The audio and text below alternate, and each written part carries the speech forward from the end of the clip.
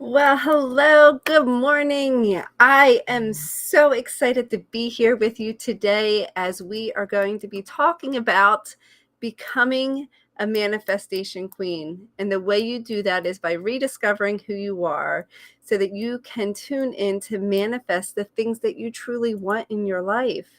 So, welcome, welcome. I'm so excited. It's going to be an absolutely amazing day. I have plenty of speakers that are going to come on and give you their secret sauce for manifesting. Their secret sauce for manifesting things in their life. And I have some of my favorite people coming on. I couldn't be more excited. And I wanted to start today with just a couple questions to get you thinking about what's possible for you. So first, right now, I want you to know the more that you engage, the more that you ask questions, the more that you involve yourself, you're going to have an opportunity to put questions out there and let the experts answer. So as the day goes on, you know, drop below the questions that you have so that we can answer them for you. The participation is for the speakers to be able to serve you and for you to actually tell the universe that you are serious about learning how to manifest, that you're serious about shifting your life. So I would love for you to drop below, what are you most excited about today? What are you most excited about today? I know I have some amazing speakers and I cannot wait to hear from them. And some of them have been part of my events before and some are new. So I'm super excited about that. If you don't know who I am, I'm Brenda Kiss, and I have helped thousands of women reduce anxiety, overwhelm, stress, self-doubt, so that they can live a life of happiness, joy, confidence by reconnecting back to your hearts, by reconnecting back to yourself, so that you can actually manifest the things that you want in your life, right? One of the things that I was famous for was wishing and hoping and praying for all these great things to happen. Wishing, hoping, and praying that I could create income, I could create relationships, I could find the love of my life. And, that wishing, hoping, and praying just left me with wishing, hoping, and praying. I never was able to manifest. And so we're going to share our secrets today. Each speaker is going to share their solutions, their process on how to manifest. Awesome. I see that you're excited to learn, excited to reach goals and be empowered. What are you excited to learn about specifically? And what are your goals? What are those goals that you're excited about? Manifestation, one of the keys to manifesting is really identifying what you want. See, the universe cannot bring you something that you don't know. You can't say, I want to earn more money, because the universe has no, it could be a penny more, or it could be $100 more, or $1 more. The universe doesn't know what more money is. So as we go through this, I am actually going to take you through a short meditation to get started today after a few more announcements. But I want you to realize that the universe supports you. The universe supports you in every single way. And what you get to do to become a manifestation queen is learn how to support yourself by tuning into yourself, by recognizing the feelings you have, the emotions, the stories that you're holding on to that's stopping you in your tracks to manifest happiness, to get out of your own way, to that's stopping you from reaching your goals. I just wanted to read this. I'm excited for my girls to call after school. I've been distancing myself, I guess, going through it. Okay. So here's what I want. Here's what is happening. So we have a group of women that are here today, and they're going to be speaking throughout the day. We have first up, we have a woman that's speaking at 11:30. She's a friend of mine. She's a colleague. Then we have another speaker. We'll have a short break for lunch, and then we'll finish with 3 speakers in the afternoon. So just to give you some perspective on that, so we'll have 2 speakers this morning, and then a short half-hour lunch break, and then 3 speakers to finish up the day. So that being said, I want for you to realize that there's an opportunity for you to be supported even more. The speakers have put together a bundle of tools, a bundle of programs that have helped them. I wonder if I can share my screen, that they use with their clients to help them manifest. And now this bundle that's available for you, portions of the proceeds will go through to a nonprofit organization called Avanzar. I am passionate about that organization. It's an organization that supports abused women and children and some men. So I donate portions of the profits of anything that comes in from this event to that organization. And so the speakers have put together their amazing programs for you. And let me see if I can share it with you. This one. Okay. So hopefully, oh, that doesn't look good on my end. Nope. Let me try one more time. Here. Share. Okay, that looks a little bit better. So you can get the bundle package super easily. You would just go to bit.ly/bundle77. It's here on the screen. But you'll get my 30-day manifestation course to help you manifest anything you want in 30 days. Alexandra, she goes by Sasha. She's offering a 3-day soul solution to creating a life you love, that you desire. Lisa Lieberman-Wang has an online program. Amazing. I've been through that program. Totally transformed my life. Lisa was supposed to be a speaker today, but she got caught traveling, and she didn't get to her destination in time for today's event. But I promise you she'll be back for another one. But she's still giving away her online program. Lisa was one of my mentors, is one of my mentors. Absolutely changed my life.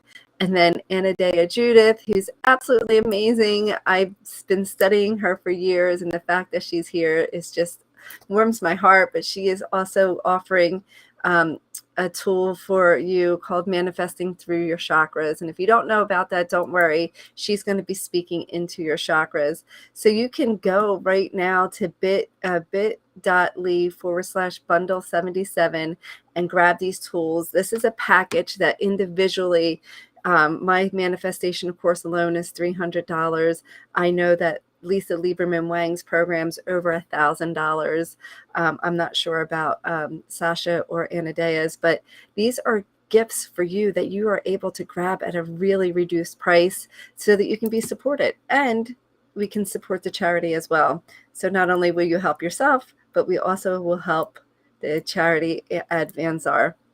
It's a local charity to myself in here in New Jersey. So go ahead over to bit.ly bundle 77 and grab that. That offer will only be available today, so don't hesitate.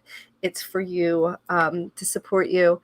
And so here's what I like to do. Our first speaker is coming on shortly, and what I want to do is take you through a short meditation so that you can set your intentions.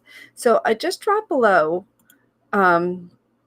who here meditates. I'm just curious if you would, if you have a meditation practice, or if you try to meditate. I love that word, try. Trying is lying. It doesn't allow the universe to support you in one way or the other.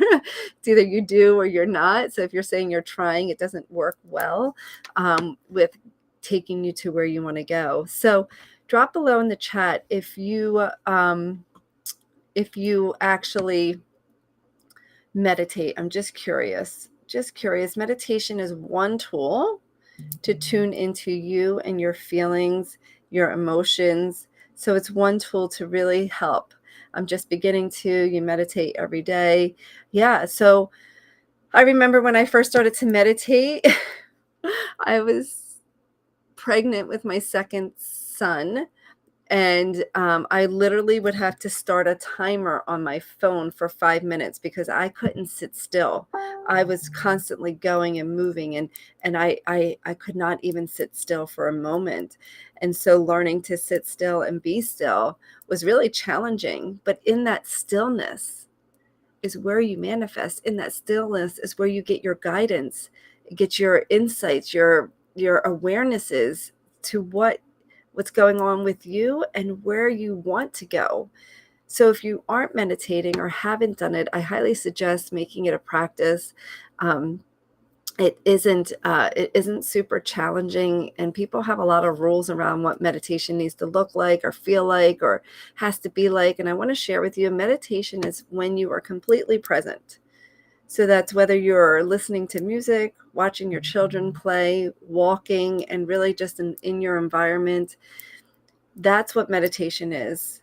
I mean, I meditate when I work out. I meditate in the shower. It's not that you have to sit quietly laying or sitting in a chair all the time. It's really about being present. And I love the fact that everybody's here is learning about it, doing it, beginner, working on it. I love that. And, so meditation is just one tool to go into your subconscious. It's one tool to tune into your body, your mind, and your soul to really get clear. So what I like to do is take you through a short meditation right now. And from there, grab a piece of paper and pen. If you haven't, you're going to want to take notes today from the speakers. And I'm going to ask you to actually journal after the meditation, what comes up for you and what it is that you want to manifest. A lot of times people are unclear. You're not specific enough. It's generalized. And so we're going to do that today. Okay. So that being said, grab your pen and paper so you have a chance right after the meditation to journal.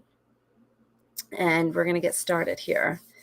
Okay. So I'm assuming, remember I said playing full, participating, playing full out, fully engaging is going to be the key to your success, the key to you in this growth. It is one thing to show up and listen. It's another thing to show up and fully commit to engage. Now, I know this was a free event, but you guys have taken time out of your day. You registered to be here. You registered because there was something that you wanted. There was something that you want to manifest, or something that you want more of in your life or less of in your life and more of something else, right? So this is your opportunity to play full out, to be supported. So I can't see you. I can read your messages, but I can't see if you're fully participating. So I'm going to trust that you have stepped up to be here and to be present, right? Because the more that you're here and the more that you're fully present, the more you're going to get out of this experience. So right now, just find a comfortable position, whatever that is. If you're driving, you are not closing your eyes. So finding a comfortable position, feeling supported, whether that's sitting or laying down or standing, whatever feels best to you. And then go ahead and close your eyes. And as you close your eyes, take a nice deep breath in, allowing yourself just to come into this moment. And then exhale.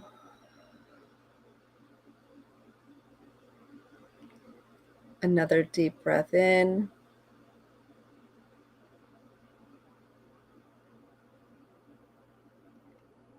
And out.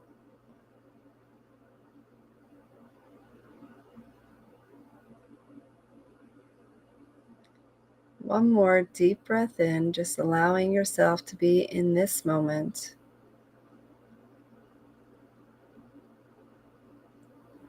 And exhale.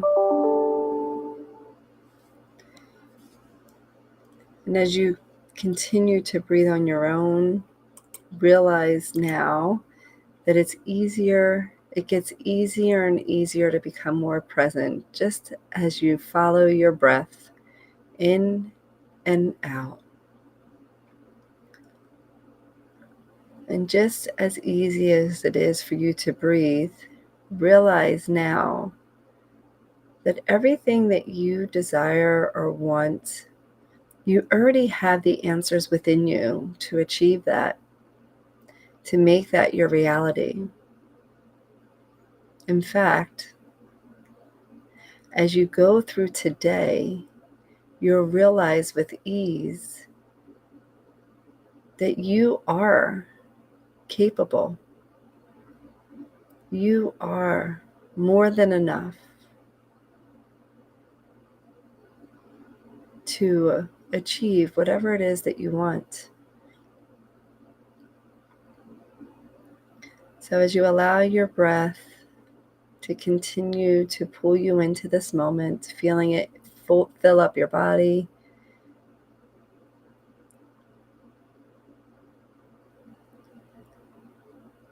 just bring your awareness to your heart.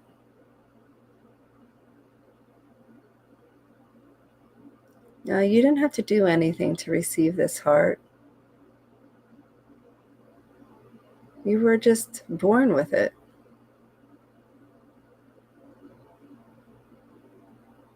And just as your heart beats, there's life.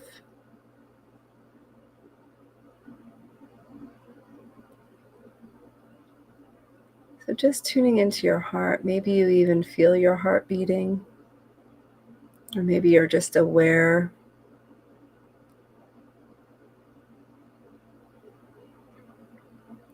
And if you think about the physicality of your heart, its job is to send things out, to give, and then to also receive. The heart is a two-way street, give and receive.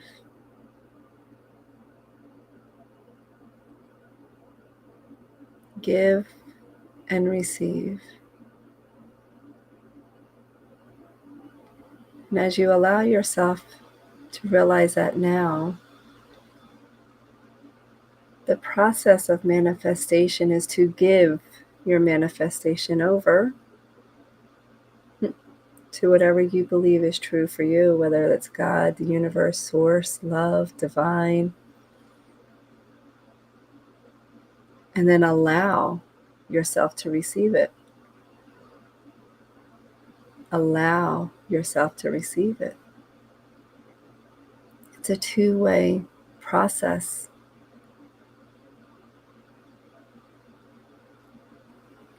Just tuning in right now. What is it that you want? What specific thing is it that you want? Is it love? Is it a relationship, money, or career, happiness? And as you allow yourself to declare what it is that you want, recognize what that will give you. What new opportunities come your way with that manifestation? How do your relationships shift?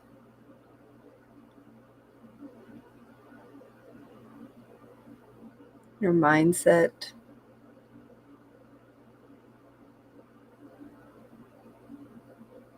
What new actions do you take now?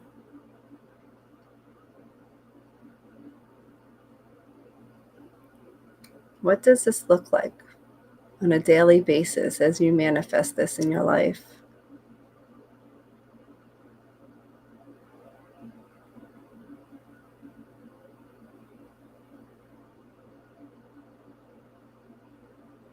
What does it feel like?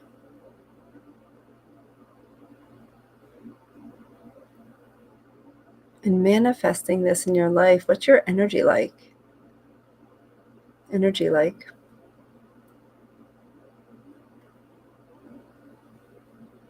Who do you get to step into? Who do you get to become to manifest this?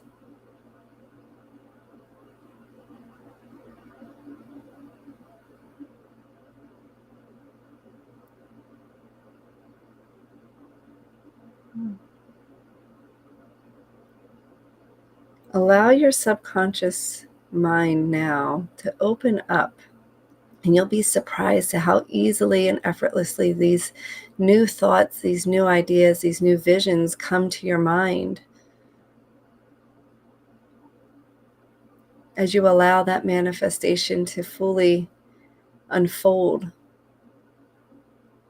knowing that the subconscious mind, the part of your mind that controls 90% of your activities, doesn't know the difference between what's vividly imagined and what's real. So allow yourself right now to vividly imagine. Feel what it's like to have this manifestation. Feel it through your whole body. Notice the way you breathe as you allow yourself to associate with this, having this manifestation. Your facial expressions. Notice how you feel, how you look. See it happening in your mind's eye as if it's happening for you right here, right now. Take it all in. Intensify these good feeling thoughts, these good feelings that you're having. Make the visions bigger and brighter, clearer. Hear what you say to yourself or what others are saying to you. Feel the deliciousness of this experience, the yumminess.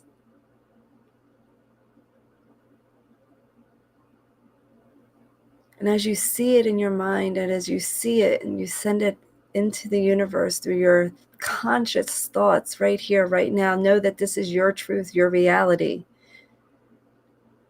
This is the life that you are creating. So I invite you now to come back into this moment and go ahead and drop it down on a piece of paper, what it is that you're manifesting, and then go ahead and drop it in the chat for us to celebrate you. And then I have one more question after that. So coming back. Whew.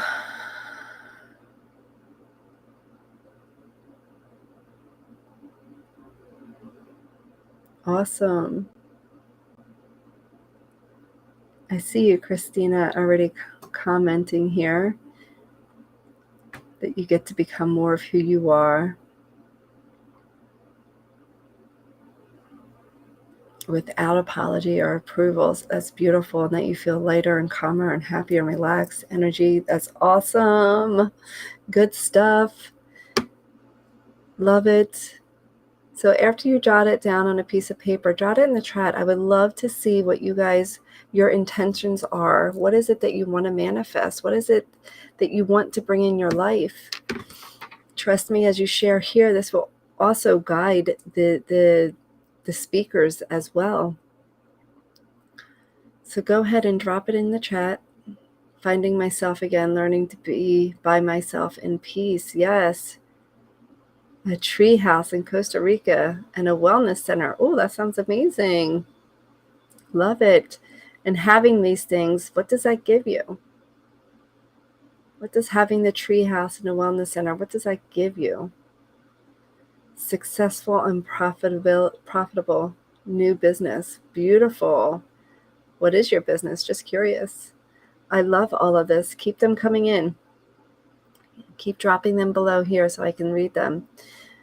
If I'm not commenting back for some reason, then I'm not seeing your comments, and I'm not sure why, but just keep going. I want you to think about that. What is it? Thinking about the things that you want to manifest. Success in my business with financial abundance, joy, and helping others. Love it, love it, love it, love it. And as you think about these things, right now, just jot down the stories or beliefs or the things that you tell yourself that are stopping you right now for having this. And those are things that you can get to work through. I love it. I love it. Okay. So we have coming on in a few minutes, happiness from the fears of the unknown. I want to be successful, a partner that have built. Yes, I love all of these. A life coach with interest of helping folks retire as they want. Beautiful, beautiful. So we have our first speaker coming on in a few minutes. Anybody have continuing to explore my true self? That's awesome. Me buying a cute 2-bedroom house, no more shelters, love it. My son and I would be ecstatic. I love all these. Beautiful. Staying true from the pain, no profit. New culture. Very cool. Okay, so here's what we're going to do. We're going to get ready to, I want you to drop down questions. So the speakers I'm going to be asking speakers questions. So I want you to drop down questions right now. Drop them in the chat. Questions, specific questions, not necessarily, just specific questions that you have about manifesting, so that when I have the speakers on, I could ask them some of your questions. So specific questions that you have to bring on the speakers.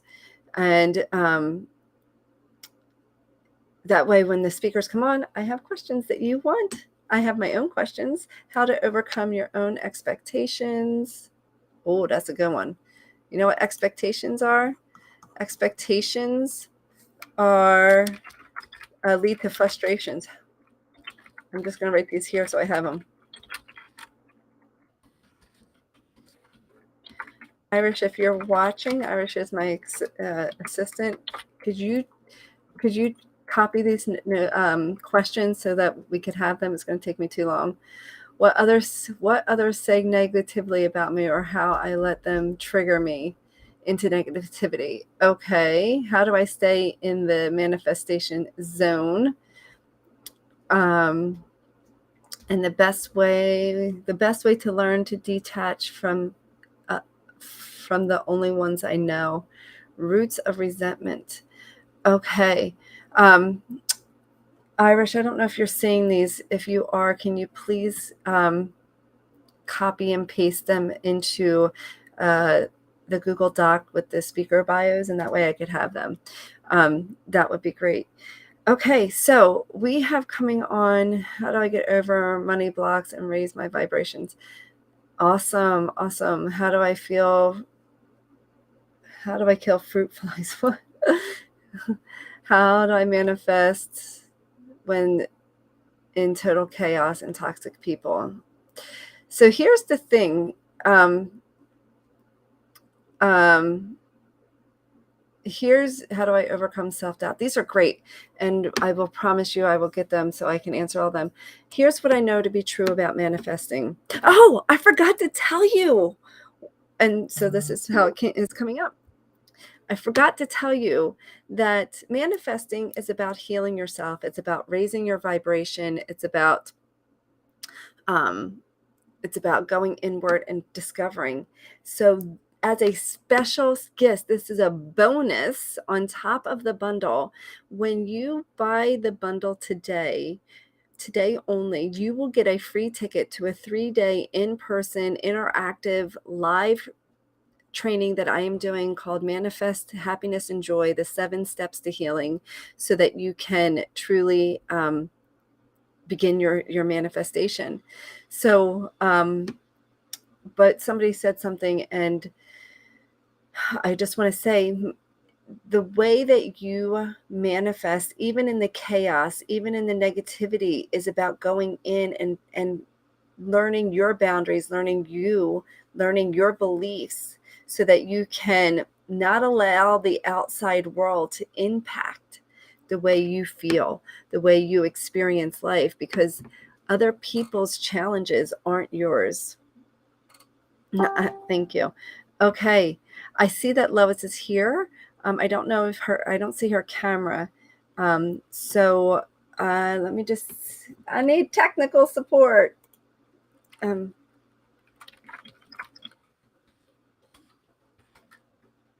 Lois, are you here? I don't see. Help, why is my camera not on? Let me see if I can I don't know, Lois. That would be interesting if I did know. Well, let me introduce you to Lois. We see you. I know I'm going to pull Lois on, but it's just a black screen.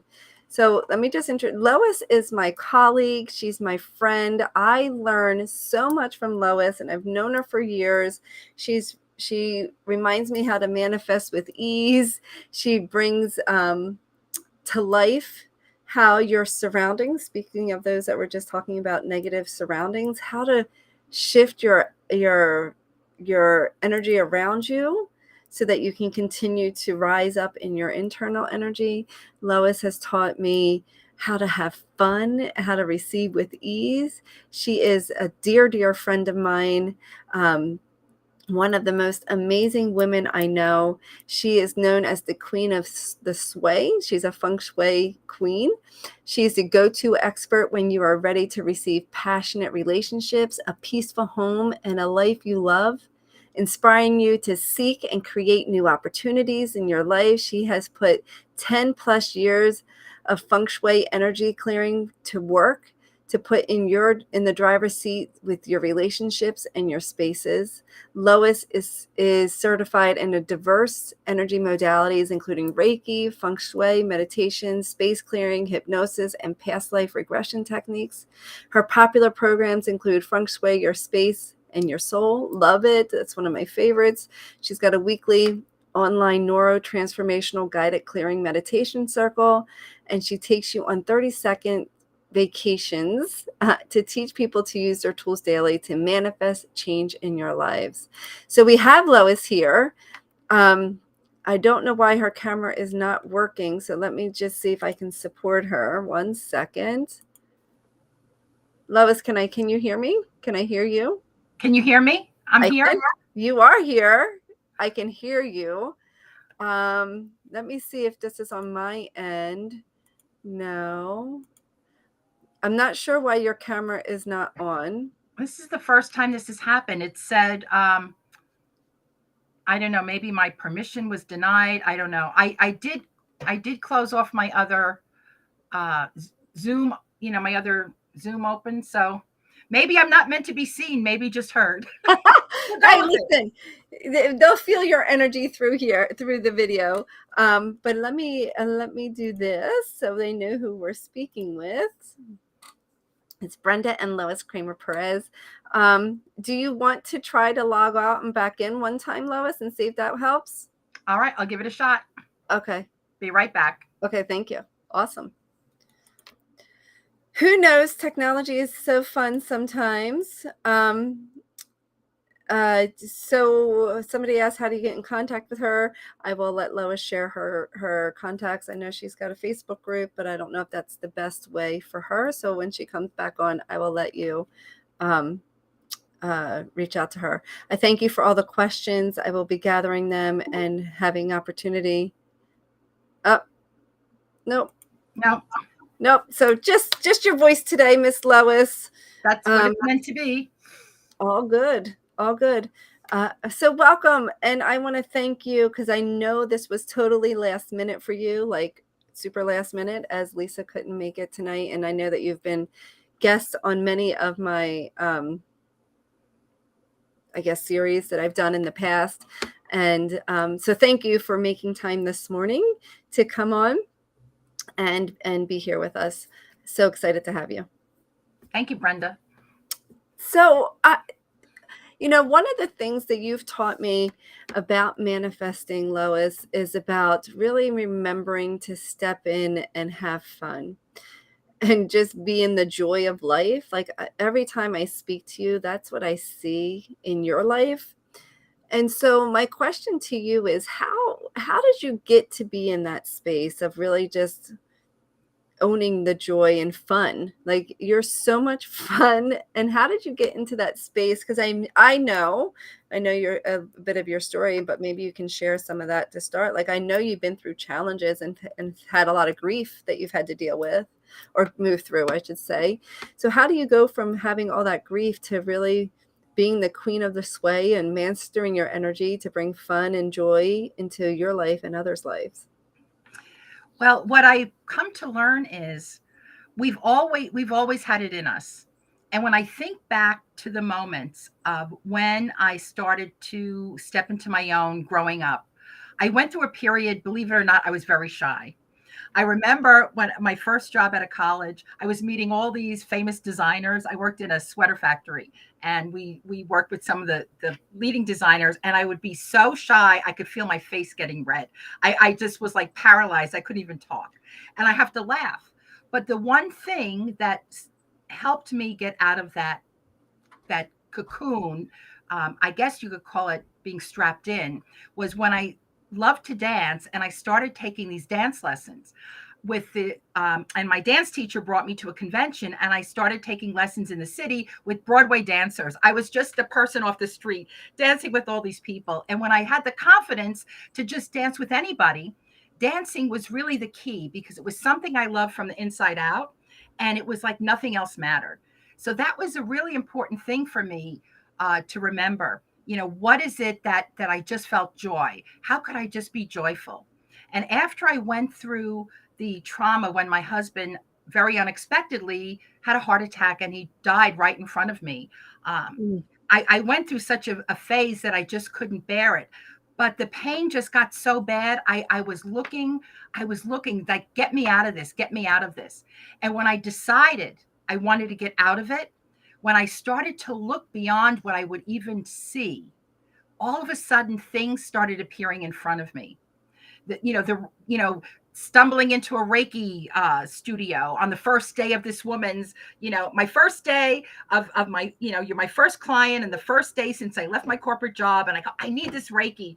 And that started my journey to becoming a Reiki master practitioner. But I wasn't going to Reiki anybody. Got into feng shui. I wasn't going to feng shui anybody. I started doing energy clearing. I wasn't going to clear anybody. And then when my life began to change, because I was immersed in what I wanted to see that was new. And what's so interesting, what's divine about this conversation, Brenda, my morning group, the theme was new. It was a new moon, it's a new June, it's a new day. And if you see something new, if you do something new, then something new will always be waiting for you. So it's mm, getting out of what we're comfortable in, and being open. And once you felt that joy and that, who you are, to just be happy and crazy and have fun, when you are in aligned with yourself, it'll just come out. mm, So as my life evolved, and I just ended up quitting my job and doing this because all the signs were there. Everything I did, there was a sign, because I was looking. If I wasn't open to see, I would have missed them all. They were subtle, but they were powerful. mm, And I find when I lose that inner part of me, I have to remember things I learned in feng shui. I'm not a bedroom set kind of a girl. Why did I think I had to buy a bedroom set when I got married? It put me in it. I put myself in a little container that wasn't even real. And when I got over it, everything unfolded. So when I get stuck, I go, I'm not a bedroom set kind of a girl. Laugh at yourself. Do something fun. And I remember also when I first started on my journey, you just reminded me. I was talking with someone. I had joined a networking group, and I thought, well, what do they want with the feng shui lady? There are men in suits, I'm imagining. And he said to me, well, what is it you want in life? I said, I want to be talking and laughing. And that's mm, what I'm doing. When I share my shui, I'm talking and laughing. I'm being me. I don't have to be like my other feng shui consultants or the other Reiki people. I'm just me. And the more I can learn, the more I can share, but it has to be fun. And I know I'm connecting to all the other fire people out there. If it's fun and if it's going to get your attention, you're going to be interested in kind of hanging around.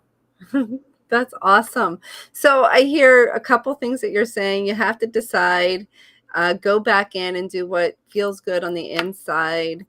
I mean, every change starts with a decision to change, a decision to look for the new, the decision to want something different in your life. And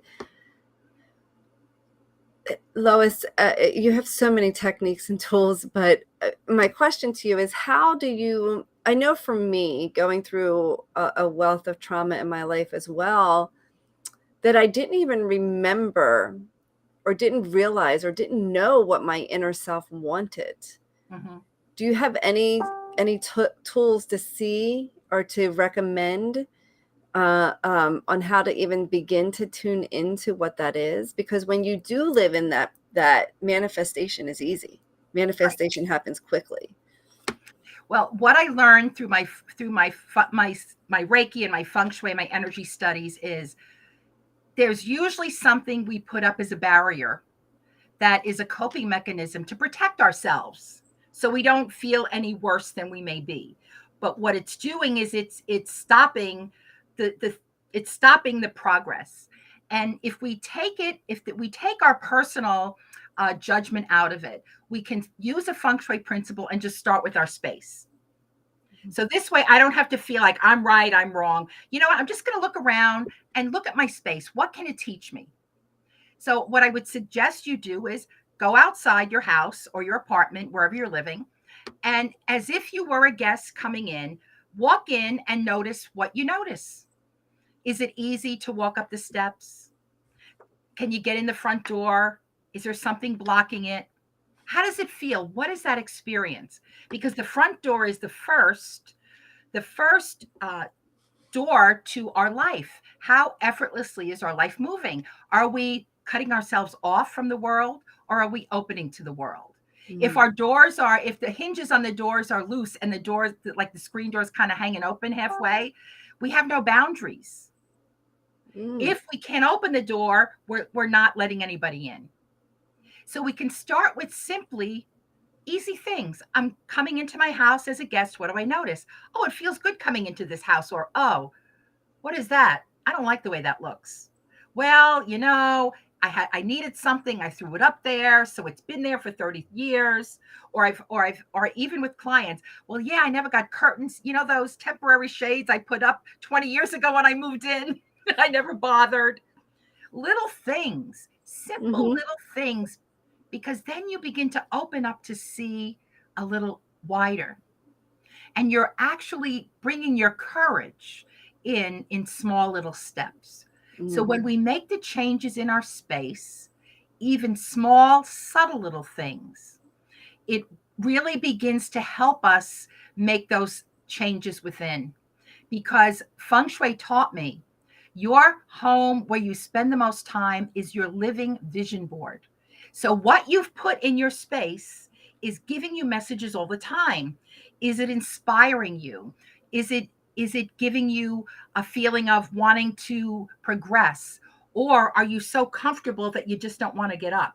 You just got so comfortable that you just want to stay put. So we want to look at what is appropriate for where you are right now. Starting with these little things, you're fabulous first. Is the energy coming in? How does it feel? And the first thing you see in where you spend the most time. Yeah, and I love that, Lois. And I have used Lois's services many times in the past 3 years, and these little things that she's sharing make huge, big differences in your life. And, I love that concept of the fabulous first. And, you're sharing it here as like your fabulous first coming into your room, into your house, but you can do that in each individual room, which is what I started to do, because I wanted to have a fabulous first experience when I walk into my office, or when I walk into my bedroom, or if I walk into the bathroom. And I love the idea of your house as your living dream board. I don't know if everybody knows what a dream board is, but it's where you put your aspirations and the things that you want on a board. Like I have a physical one here, like a stagnant one, right? And what Lois has taught is how to manifest through your actual house, right? So how do you If there was one tip that you could give today, Lois, on how to shift something in your house or your space or your mindset to manifest something that you want, what would that be? Let's see. Let's make this easy. I would say look at your bedroom. So when you're lying in bed, how does it feel? You spend a lot of time in your bedroom. Like half your life is in your bedroom, right? So if you want to get in your bed to go to sleep and wake up feeling good, get in bed. How does it feel? If you're going to invest in yourself, invest in a bed that feels good, in sheets and pillowcases and a blanket that feels good. This way you're honoring yourself. So that's important. And when you're in bed, how does it feel? What do you see? When you look around, what's in your bedroom? You want to wake up and see something that feels good, that lifts you up. You want to keep it simple. So it may be just removing things out of your sight that are not making you feel happy. Like whether it's, the laundry that needed to be folded or something that needed to be done. Create your bedroom as your sanctuary. And this will be the beginning, because when you wake up and decide, I feel good. Wake up and look at something that says, it's a great day. Wake up and see some inspiration to get you started. That's a fabulous first. And when you start your day off fabulous, you set the tone. And if it means that you have a favorite crystal that you leave on your nightstand, and you might even have write a pretty note on a little pretty piece of paper, it's a beautiful day. It's the best day ever. I feel great. It may be a crazy troll doll, or I have little, little kitty cats waving, or little silly things that make me smile and laugh. It could be a perfume bottle. It could be just something you love, a picture of daisies. It's what you choose, one simple thing. And when you start off with that solid foundation, the rest is easy. And I see some comments about decisions. I could not make a decision. I couldn't decide. But once I started to connect with the beginning of, okay, this feels good, I'm starting off my day, then it was easy to decide, do I want to feel even better? Keep doing this. And then I could choose, well, that doesn't feel so good. Do I need it? No. Move it, change it. Start focusing on what feels good. And that's where the power comes. It's so true. And I remember taking a class years ago, and it was at a church, and the reverend said, just find a better feeling thought, a better feeling thought, a better feeling thought. And sometimes when you're in your head so much, and there's so much cloudiness or hurt or whatever, it's challenging to find a better feeling thought. So what I love, Lois, is that you're actually putting the vision out there, right? Like the first, how does it feel? Like you're making it real, so that you don't have to go searching in your mind for a better feeling thought. You can just open your eyes and start to see things that are going to inspire you to have a better feeling thought. Yes. I love that so much, and such a great, I'm going to say simple tool, right? Is to make some shifts around your space where you spend half your life in your bedroom. Yes. And a couple of quick little comments. I saw someone asking, books on the nightstand. Well, a book on the nightstand is okay, but too many books will create too much thought. If you have books stacked everywhere, the connection is reading all the books. Did I read all the books? How fast do I need to read the books? A book on the nightstand, that's okay. But too many books, so anything in excess will be distracting. You want to create a sanctuary and only put in your bedroom that feels good. So I wouldn't put books in there about financial or things that create stress, or possibly the murder mysteries, depending on who you are. I don't know. Maybe put something that feel good books, how to connect to feeling good. Things that make you feel, good inside is important. And just keep what feels good in your bed and be realistic. But we all have different connections to what feels good. So what feels good to me may not feel good for someone else. So keep it personal. Keep your family out of your bedroom. You don't want your kids or your grandparents in there, looking at you, whether you're alone or not. Keep your under your bed, keep it clean. Putting shoes under the bed. You may dream that you're running all night because there'll be that connection to what's under there. Your subconscious is more powerful than you imagine. So the bedroom is meant to be calm and intimate and personal, and that's all that should be there, right around you. I love that. And so taking her tips, these little tips that she's sharing is so powerful, so powerful. Lois, what is a way that these women can get in contact with you and follow you? I know this was last minute, so I don't know if you have, I know that you have a book in the past, if remember the link, or if there's a group that they can follow you or email you, just so that they can continue to receive your weekly support. I know you send out weekly words of wisdom or something like that. I know you do. So easy. Just go to loiskramerperez.com. Just go to myname.com, and you can download a 10-minute tune-up. It's a free 10-minute guided meditation.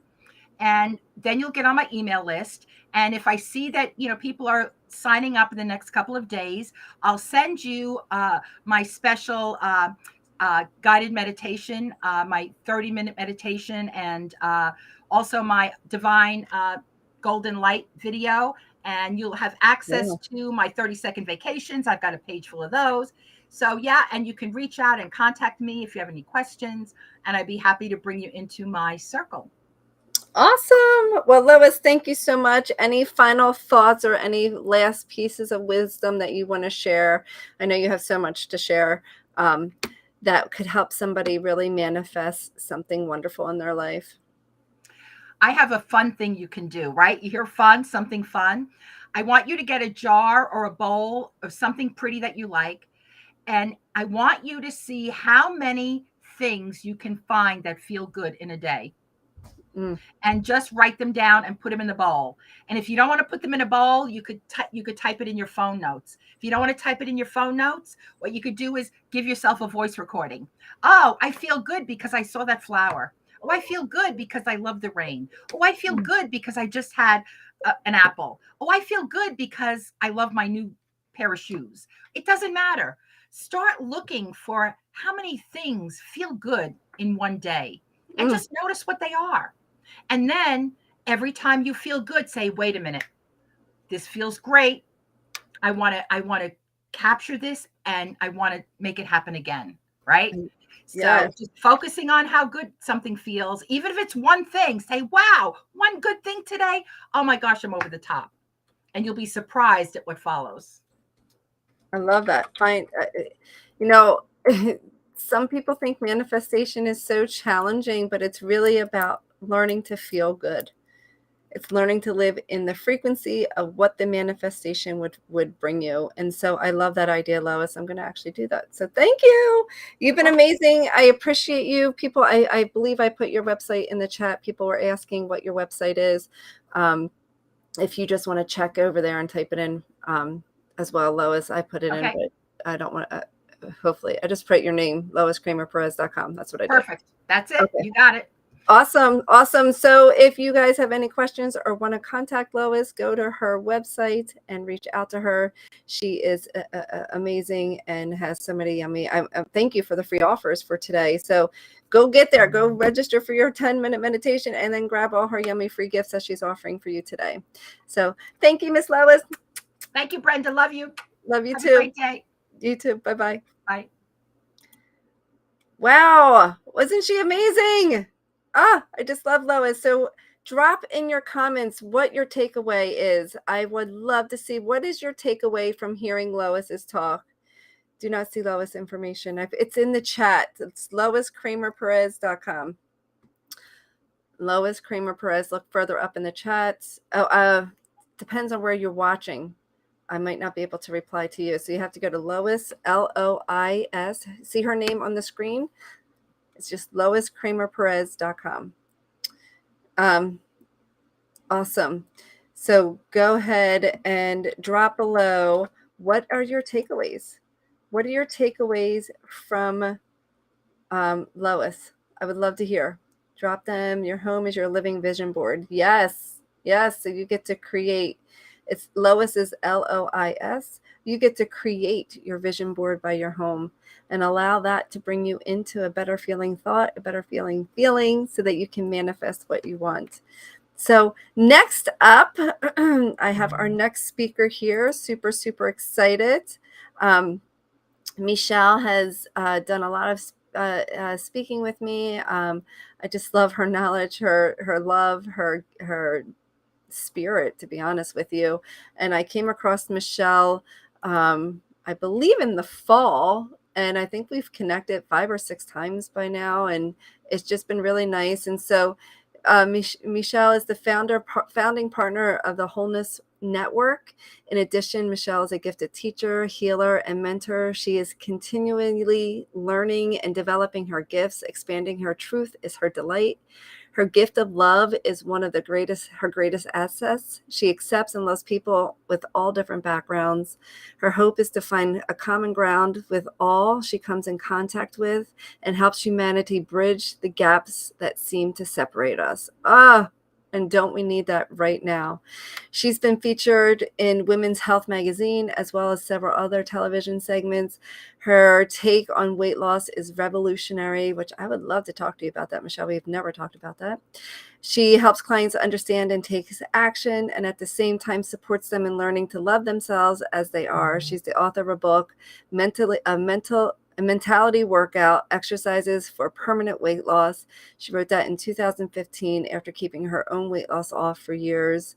So I love Mechelle. Mechelle, welcome, Mechelle. It's so good to be with you. I'm so excited you're here. I've got you last month and this month. I'm so lucky. I love it. Yeah.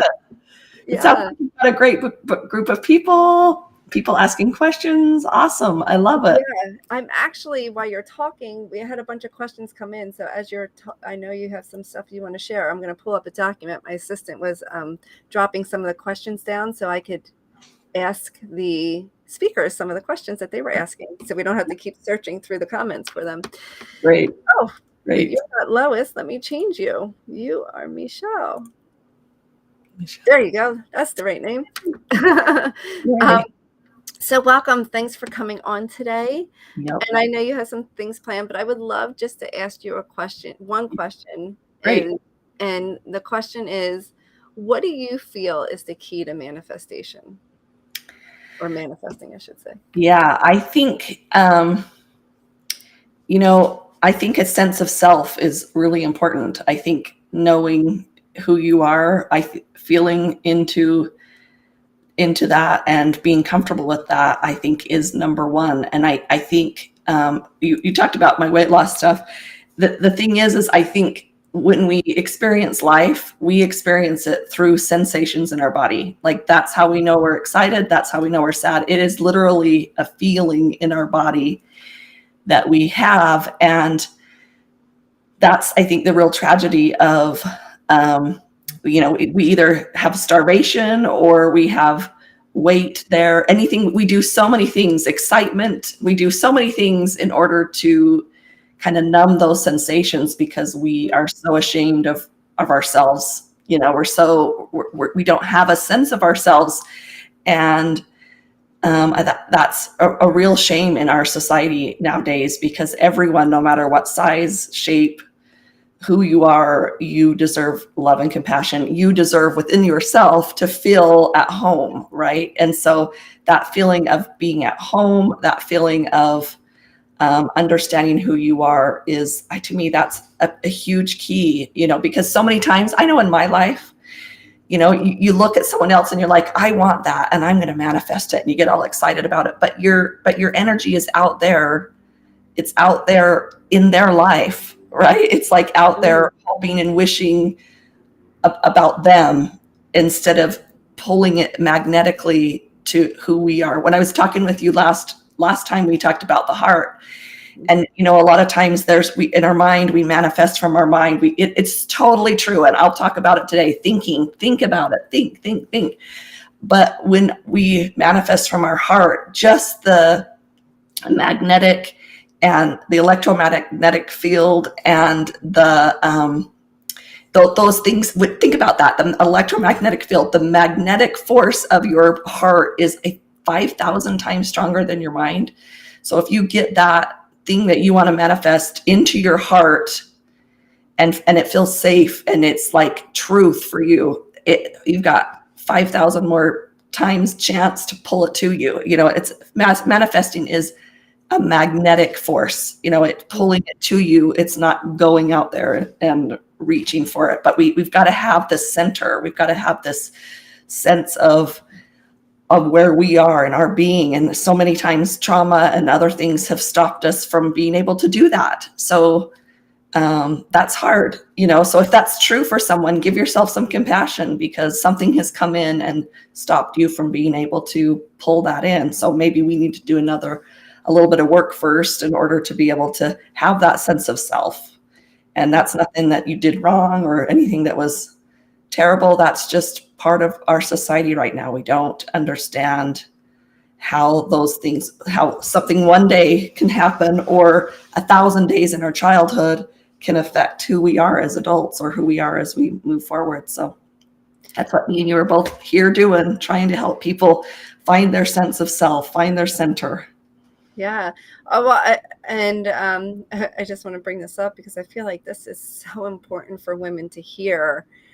And you already said it, so I just want to point it out so they make sure they hear that part of what you said, is having compassion for yourself, having compassion for wherever you are, right? Like really feeling into the hurt or the upset or the frustration and not being able to manifest what you want or whatever, right. And having that compassion for where you're at in your life is such a beautiful gift you can give yourself. Yep. Every emotion we have makes sense. It always makes sense. And maybe somebody would show up and they wouldn't have followed that trail, but our trail always makes sense. And so that there's always room for compassion. There's always room to say, this isn't happening and I don't like it. and to see it in a point where it's like, I want it to be different. And I'm having compassion for myself that it's not happening the way I would love, and if that little moment, like you say, that little moment in time is really powerful. And if you can't do that for yourself, reach out to somebody that can, I know you can, I know I can. I have not met a person in this world, never, that I cannot see a divine person, I got chills on that one. Yeah, I have not met one yet. So I can be a witness. And that's what I call myself a lot of times. I just witness people's space. I witness your divine self. And sometimes that's, sometimes we can't do that society doesn't really allow us to too much. Society is a little, within ourselves, that have programmed ourselves to be not self-compassionate, but it's powerful. It's powerful. So if you can't do it, get somebody else that can help you until you can. Yes. Until you can. That's awesome. Well, I can ask you a ton of questions, and I wanted to give you space to share what you wanted to share. So great. We'll start there. Well, let me know. Yeah, like I say, interrupt me if you have a question. I interrupt all the time, so you will not offend. All right, awesome. But first of all, I was with you last time when you were talking about manifesting, and I just want to offer the same thing again. If you go to my website, mechellewingle.com, a pop-up will come up, or if you scroll to the bottom, if you just subscribe, you get it's a manifesting magic kit for free. So I just want to make sure everybody does that because it's works through step-by-step exercises to help you get into the mental and emotional flow of manifesting. So that's the things. So when we talk about manifesting, as I was thinking about things, I'm like, what gets in the way? What gets in the way of emotional and mental flow? And I thought there's a few things that get in the way if we don't have these. So your question was so perfect. And I thought clear vision, a belief, and trust. Those are the things that kind of get in the way. If we don't have those things, it's really it's frustrating and scary a little bit. So let's talk about clear vision. Everything is created first mentally inside our heads with a thought or idea, right?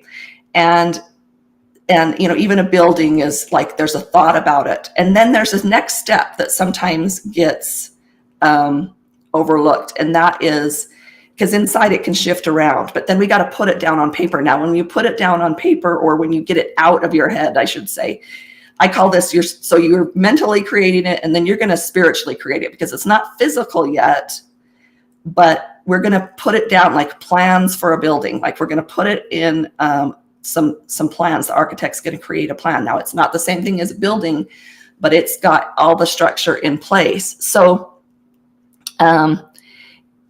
sometimes this is the step that gets skipped because we just keep it all in our mind. And again, if we move that thinking down into our heart and really feel into what we want to manifest, that's super powerful. In fact, but it's this imagination that we do within ourselves. And I think sometimes that imagination comes in our heart as well as our mind. But Albert Einstein said that imagination is everything. And it is the preview of life's coming attractions. So we get excited about it. And then like the imagination to me just sounds like fun and exciting. And that's step one. Manifesting should be fun and exciting. As soon as, like I talked about before, as soon as I move into that little bit of lack mentality, I'm sabotaging myself a little bit. And that's hard. So I have these questions that are important to ask for getting it out there. So one of the things you want to do when you're manifesting is to state your goal or what you want in a positive state, in a positive framework.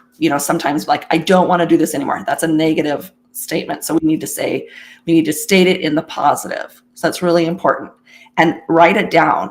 And I have these worksheets I could make available if someone wants them.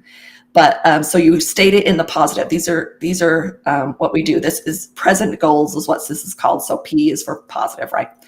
And then the second thing you need to think about is, are you responsible for it? Are all the parts in your control? Like, for instance, sometimes it's like, I want that person to change who they are. Well, we got to rework that goal because we don't have control of that. But we can say, hey, my goal is I'm going to manifest that I feel at home when I'm with that person, and their respect flows back and forth, right? Something like that. So just make sure it's worded in a way that's empowering. The third thing you got to do is we got to envision the environment. Like we literally, like I say, go into your heart, use that imagination. When, where do you want to start? What does it look like to begin to bring this into your life? And really play in that. And what will your senses experience? What will you see there? What will you feel? And when you see sometimes you'll just see a tiny portion, and then just ask yourself to open up that a little bit more. What's to the right of that? What's to the left? And really see what it's like. Really feel it. Like, what would it feel like to have what I have? And you'll even just doing that, hopefully that you get those goosebumps that you talked about, you feel it. What do you hear? Vivid sounds and smells and tastes and feels and sees, all of those things. Really play with that for a while. Take some time to really meditate on those things. And think about this. Play in this energy. What will receiving this, how will it empower you, and how will it affect others? Really see how that will empower you. Play with how it will, if I'm looking for a car, it's like, and I'm going to take my best friend on a ride with the top down, along the highway. Really think about how this will affect other people, and hopefully in a good way, but really detail it out. And then start acting as if you've already achieved it. So name your victory. Use an I am statement. I am seeing myself driving down the freeway with my friend in my new car, and just create an I am statement that's just big, huge period at the end, maybe an exclamation point, but something that's really, you're living it already. You're allowing it to be. And then what you can even do is the last is T for time travel. So take a few minutes to look, pretend as if you've already had it, and then ask yourself a couple of questions. What was the last thing I did before I got this? And just create with that. Look at that. What is that step that right before I achieved it? What could that look like? Maybe you have more than one possibility, and you play with that. And then think about 3 things that that when you receive that thing, play in the idea of what was surprising about receiving that. What was surprising? Like I was surprised that it was even more fun than I wanted, or I was surprised that it was like, I was like, now I can do the next thing. What surprised you about this time traveling? You're in the future thinking about, you've got this manifestation.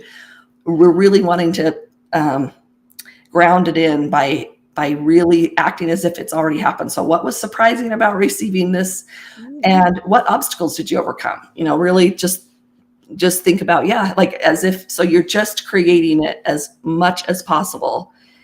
And so that we have this clear vision of what we want, and sometimes when we do that, you can say, oh, actually, I'm going to change it a little bit. Again, like I say, when it's just in our mind, it's an idea, but when we get it out there, when we spiritually create it, meaning it's not physical yet, but we're spiritually creating the framework of it, it starts to take shape. It honestly starts to form. So the second thing is when we don't have belief. Yeah, go ahead. So when someone is going through this process of like diving into where they were before they received it, and then what are the things that are happening because they received it, and really being in the energy of receiving the whole. Is that something they do when they set their, in your opinion, in your expertise? Is that something they do when they set the manifestation? Is it something they do daily? And if so, how long do they stay in that experience? Yeah. Of the what you did right before, is that right before that one? And also, if I understood correctly, you're saying and then go to a time where you've manifested, and now this is what's happening because of your manifestation. Yeah. So, I wouldn't stay there too long on anything that's like, like I think one of them was like your obstacles. What were your obstacles? Like, let's not spend too much time there. But I think it's okay to just say, to just, because sometimes when there's something that we're resistant to, it's like, oh, if that happens, I'm not going to like that, or, we have that. It's a feeling in the body again. We have this resistance to it. When we move into the resistance, it neutralizes it a little bit. So if we can just go into that space and just say, okay, that could be something that I had to overcome, or that's something, and then really think about, okay, what are some ideas? So I'll give you an example. My daughter, she's 16. She's starting to learn to drive, but when we were driving, we pulled into a 7-Eleven. My husband was with her, and she went to push on the brake, and she pushed on the gas, and so it bumped. She had this little bump, and she was doing so great, but that was stressful to her. Like, it was so stressful to her, and so now to drive, she's afraid she's going to make a mistake. So what we had to do is go in and visualize her getting in an accident. What would you do next? And what would you do next? And just by it, and then we had to check in with her body. Okay, what's your body doing? Well, yeah, my breath's a little tight. My throat feels a little clenched. Okay, and let's just be with that for a minute.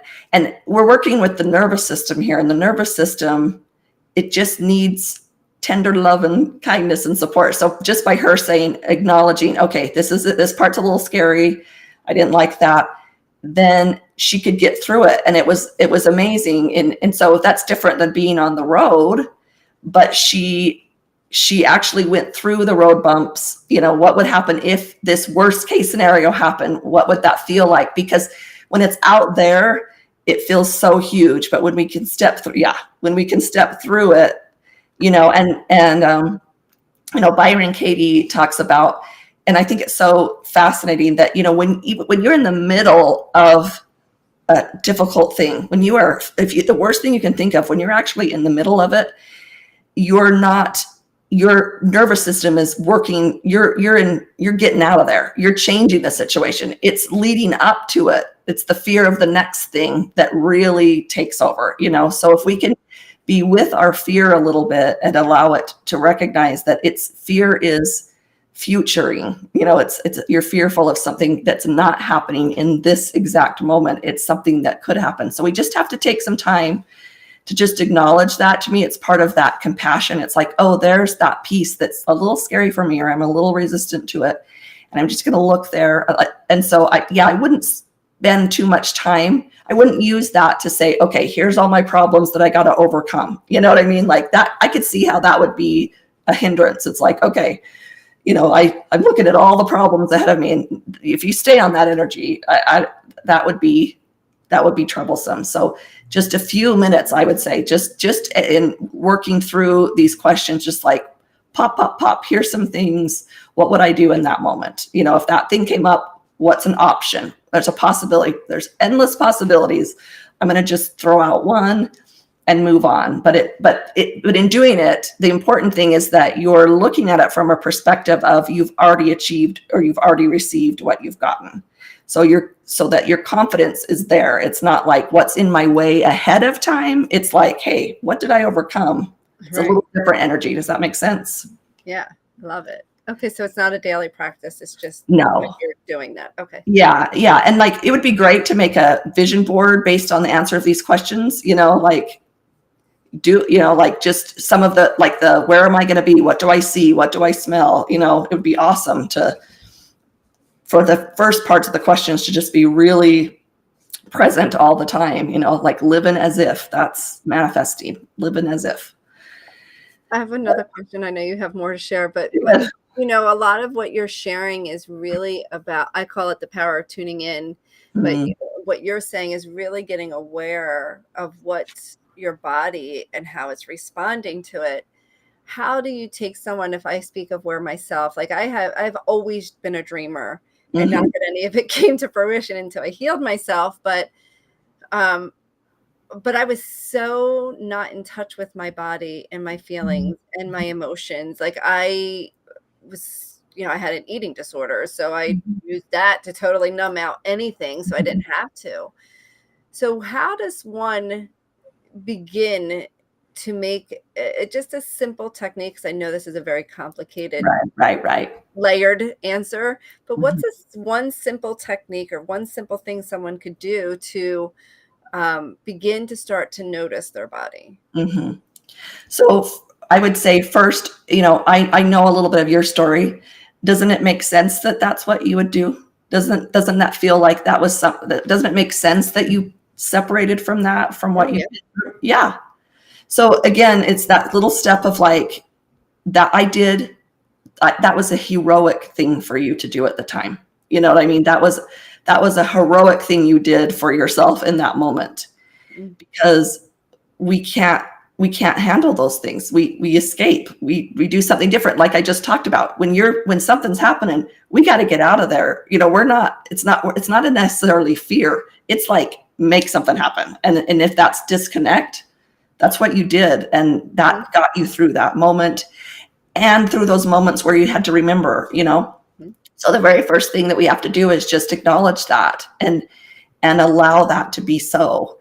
And then, as far as a technique, it's really simple to just sit in a quiet place as much as you can and just feel into your body. And if you'll just feel into your body and just acknowledge, okay, right now, like I can feel there's just some sensation right here in my lower abdomen. I just kind of feel that. And again, using your imagination is okay. We don't have to look for the perfect right answer. We're just going to allow answers to come. So it's like, we can help work with that by giving that sensation a shape, a color. We can even give it a pair of eyes that we can look in those eyes and see what they're portraying. They're portraying some kind of an emotion. And then we can ask ourselves these questions, like when did I feel that way? Where was a moment of time? When was a moment that I felt that in a big space? And just explore that emotion. And then it's really important to both with the sensation and with the emotion to take some time to really witness. I mean, whether you just do it in your head or you literally say it out loud, I see you, I acknowledge you, you're there. And you just almost have this dialogue with this part of you. And little by little, those things can it'll feel safe inside your own body because you're going to acknowledge it. You're going to honor those things. You're going to give it a voice for a moment and let it tell you. You can, those sensations too. You can sometimes there's a sound, like if I ask a client, I'll say, does this have a sound? Is it high pitched or low pitched? And it's a really powerful time when I say, what is that message in that sound going to you? And what is that message going out to the rest of the world?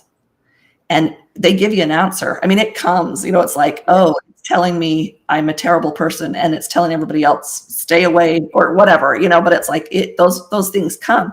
And when you experience those things, even more, I think, then you're like, oh, well, then now it makes sense why I would, this is making more sense. And then you're getting more comfortable in who you are inside yourself, because you're not just making a bunch of mistakes and going all out crazy doing whatever. It's like your body and your nervous system and your mental, emotional, physical, spiritual bodies they're working it. They're doing their jobs the best that they can. And sometimes that job is to protect you, and we have to go back and support them through something different. But for sure. Awesome. Yeah. Yeah, no problem. So our belief is our belief. So think about this on a scale of 1 to 10. Think about how much you want to manifest this thing, and most of the time, hopefully it's 9, 10, right? It's like, I definitely want this. This is a 10. So 1 being not at all, 10 being capital yes, right? So yes, I want this. And allow yourself to, even in that exercise, you can see where your want is, if it's like, because you'll feel into your body, like, I'm only going to say a 7 because I don't really deserve it. Well, then we're going to stop there for a minute and work on that, because you deserve it. You deserve it. Now, on that same scale, 1 being not at all and 10 being totally sure, then we can ask ourselves, how would you rate your belief in manifesting that? And most of the time, their belief is less, it's like, oh, I don't believe, my belief is a 5. Okay. So many times what we naturally do is we lower our desire to match our belief. But we can take that same amount of energy and we can work on raising our belief and using our time and energy to say, okay, I'm lopsided here. I've got this desire here and my belief in achieving it's here. So what am I going to do to bring this up so that my belief and my desire match? Mm-hmm. And so it's kind of going through those questions like that we talked about, because you believe, like Sonia Riccati says, you manifest what you believe, not what you want. So we have to have this belief. And, so we could, there's some questions I'll just run through quickly that we can ask ourselves when we think about achieving this or manifesting this. Is there a shift that we need to make in order to move into that belief? Is there a belief that you want to let go of? What are some descriptive words? Really get into some, like, our languaging it in our own way is really important. And really working with that, just with those beliefs, moving that belief up, building that belief up, having compassion for that space in between, like we talked about. And lastly, trust. Trust is, Abraham Hicks says the main event has never been the manifestation. The main event has always been the way you feel moment to moment, because that is what life is. And trust isn't necessarily an emotion, but it is a state. We are in the state of trust, and that's what we're talking about. We can feel the energy of trust. We know what distrust feels like, and so therefore we can figure out trust. And we got to have this within us to manifest what we want. That's that centering part. So you can try a little exercise for that. As you lay on the floor and you're going to put your arms flat out like this, and you can either move up your body, or you can, first move up your body from your feet and just feel into the parts of your body where you feel yourself wanting to close in and protect. And if you feel yourself wanting to close in and protect, then we've discovered some wounds. You might not have any thought to it. You might not have any description of it, but you'll feel your body want to be there. And so that's a really good way to see if there's things that we want to, support. And then we can also think about, okay, I want this thing. And we hold, you stand there with your, arms apart. And when you feel into, that's how you can really feel into this trust. Like, do I trust that I can get this? And feel if there's that sensation of wanting to close in. And we can practice that. That's something you can do every day, is just feel. So you're just feeling into that. I want to close up, and just, there it is. I feel it. I see you. You want to close up and you want to protect, but nothing's hurting you. You're okay. You're here right now.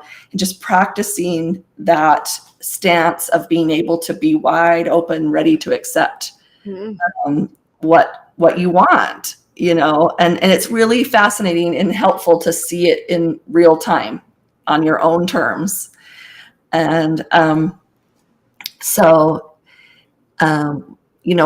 like we talked about at the beginning, when we have those wounds, that's a clue that we have something that is holding us back. And we have these moments. And I had a client once, and she just wanted to lose some weight, and she had lost weight in the past and all this stuff, but her son had died by suicide. And ever since then, she put on this weight. And of course, that just seems so simple. And her son's death, it was excruciating. And we can all think, of course you would just kind of move into it, that would not be your concern. But so she came to me and she was ready to make some extreme measures. She was just tired she could not let this weight go. And as we worked together about 3 sessions, everything changed for her, because she had sought a lot of, that was the frustrating thing. She had sought a lot of healing with respect to her son's death. Like, there was a lot of that she had worked on. But then what had happened is she felt shame because she felt like that had been worked through, and yet it didn't change anything in her body. So she began, we looked back at some things, and found this place in her that she had made the decision. She had been bullied as a young child, and she realized the decision in that moment of why she needed to have this on. And so it was just something that, it's like, my point in telling that story is just that sometimes we think it's these huge things, and sometimes they're the small moments. So don't keep banging your head against the wall, seek healing first if you need to. And because you can manifest your dreams, you can celebrate your dreams in order to calibrate your dreams. Like, celebrate them, right? So joy and love are big, giant creators. So do what you have to do what you want to do what you can do to bring more of that into your life. 100%. 100%. And you have, absolutely, when you allow yourself to go into that space of what the manifestation will bring you, you actually you become that magnet, as you talked about. Yep. And you bring that in. And it is the key to manifestation is to heal yourself. So if you're talking and as Mechelle went through this, and you're seeing, like when you were doing this, I went through and I was just like, I have a goal. I have a manifestation that I'm working on right now. And I was like, oh, I feel tightness in my sacral. right Yeah. now. And I'm like, okay, I'm going to go do some work around that so that I can release it, so I can bring in this manifestation. Right. And I love that you're willing to share that, because that's the thing. It's like, I'm teaching this, but I have to go do my own work. You know what I mean? Like, I mean, we all work on our own levels. We all have it. If you feel like you can't do it, you're not alone. We have those moments. We're right there with you, you know? And so be patient with yourself and don't compare yourself in a negative way to anybody. You are more normal than you think. If anybody walked your path, they'd be exactly where you are. It's we things are very purposeful in this life. We are very predictable, and we're all there with you. We're there to support you. So come join in. Yes. Mechelle, this was wonderful. I put your website in the chat. So go to her site, Mechelle Wingle at .com, and grab her free gift. And Mechelle has so much wisdom and love, and she's got a great community as well that's very supportive. So get the support that you need to take your next step to manifest your wants. Thank you so much for being here. Any final thoughts? Just love to you, Brenda. Thank you so much for being willing to bring women together and to teach them principles that I hope they take in and allow themselves to own, you know, and you hold a space for that I just am grateful for. So keep it up. Keep it up. Yeah, thank you. We'll be in touch. Thanks for hopping on today. Yep. All right. Have a great day, everyone. Bye. Bye. Wow. So what are your takeaways from Mechelle? Because, oh my gosh, she always says so many things, and here's some things that I know for truth from me is that when I talk to people and I hear what they're saying, and there's parts of it resonates, but I have no idea what they're saying. Sometimes that happened to me years ago with a spiritual mentor. I could not get enough of what he was saying to me, but I didn't understand what he was saying. Anybody go through that, or is it just me? It's like, yes, what he's saying is so right, and what is he really saying? Because it's landing, but I'm not consciously getting awareness.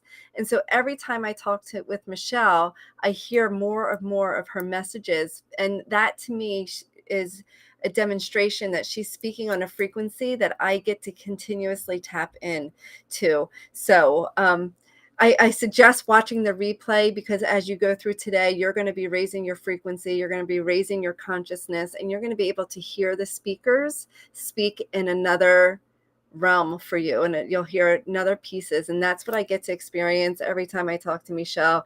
She brings in another layer of my consciousness, and I see you still watching, so thank you, Mechelle. It's just beautiful. Okay, so what's your takeaway? The replay is going to be here on Facebook until tomorrow at noon. So go ahead. You'll have another 24 hours to watch whatever parts you want to watch again. Their takeaway: self-compassion and healing yourself. So yeah, go ahead and write that down. What we're going to be moving into next is a short lunch break. And I want to remind you that there is the bundle. Let me pull it up so you guys can see it again. You just go to, let me put the bundle link up. Hold on, cancel. Here's the bundle link. Share screen. So remember, with the bundle link, you'll get my 30-day manifestation course. You'll get a 3-day solution to creating the life of love you desire by Sasha. She goes by Sasha, but Alexandra. Lisa Lieberman-Wang, 7 Secrets to Fab, How to Overcome Self-Sabotage, and Manifesting Through the Chakras with Anodea.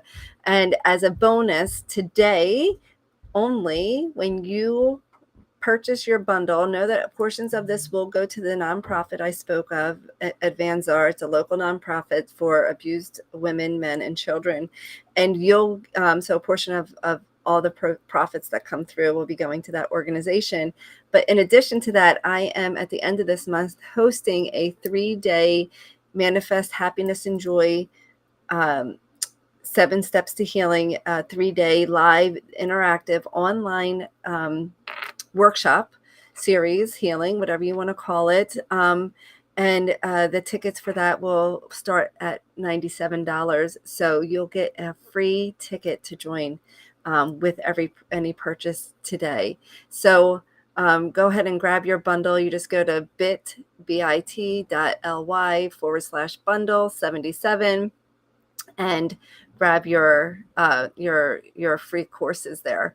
So right now we are going to hop over for a lunch break. We're going to take 25 minutes. I would love, before you go, just write your takeaways from, and any questions, because I am going to have time to address all of your questions. My assistant is popping them in for me in a document over here that I'm watching.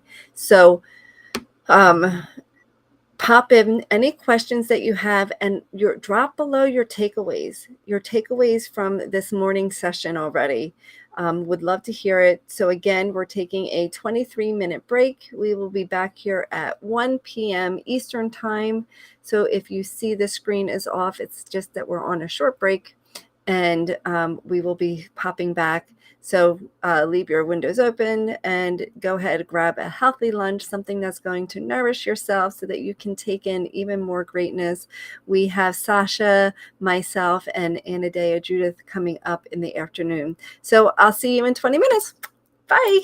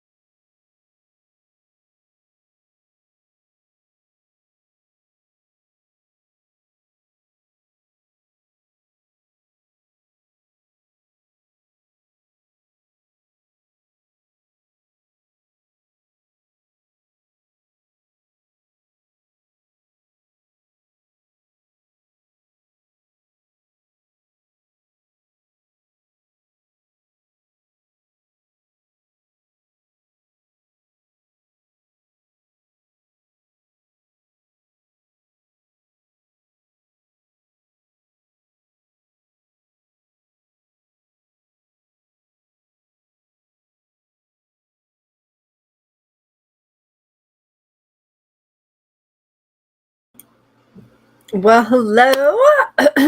Welcome back. Just coming back a minute or two early, so I'm going to give people some opportunities to hop back on. Hope everybody had a fabulous, nourishing lunch so that you could be fully engaged and present for the afternoon session here. And I want to share with you to go grab your bundle. If you haven't, you want to grab that and be able to continue this process. I will say taking action is a key to change. And so we have a speaker coming on in about 10 minutes, but I wanted to address some of the questions that were sent in earlier. So if you have questions about manifestation or anything that we've talked about, please pop them in, drop them below, and my team will go ahead and grab them, and I'll be answering them. So I have one here that says, by Mary Boyd, how do I stay in the manifestation zone? So if I'm understanding you, Mary, it's like, how do you stay in that zone of what you want, that feeling, that feeling of manifesting what you want? Is that correct? I'm going to assume that. And so the way you stay in the zone of manifesting what you want is to realize that manifesting is a healing journey. And if you're in that zone and something takes you out of it, you get to work on whatever that is, whatever that challenge is, so that you can overcome it to get back into the zone, right? So manifestation is, so if you have something, so you're here and you're living this life and you want something that's over here. If you continue to live in the same path, you'll never get what you want. So if you have what you want to manifest, that means you're on the same level, same vibration, same thinking, same consciousness. So if you want to manifest something, and you're here and what you want is up here. So say it's a loving relationship and you're not in a loving relationship and you want to manifest a loving relationship, then you get to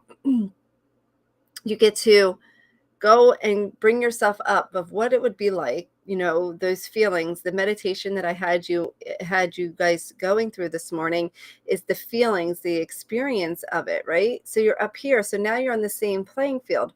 But there's old thoughts, there's traumas, there's old belief systems that are going to pull you down here. And the moment you go down, that's when you get to that's when you become self-aware, as Mechelle was saying. You become self-aware of what is it? What's the story? What's the belief? What's the feeling that took me from here and brought me back down here? And once you identify that, then that's what you get to work on, right? That's what you get to work on. And here's the other piece is you want to be an observer from that experience. Like, it's not, a lot of people, what happens is they become judgmental on themselves, thinking, well, I want this, I should be up here, I should be doing this, I should be doing that. And you should all over yourself. And so you want to be able to look at your experience and where you are. So when you dip down, it's not a judgment that you've dipped down. It's just an awareness. And then you get to look at that and observe, like, oh, that's interesting. I'm feeling this today. What is it that I get to release? And what do I get to, what is a new thought? What's a new feeling? What's a new experience I get to create for myself to bring me back up?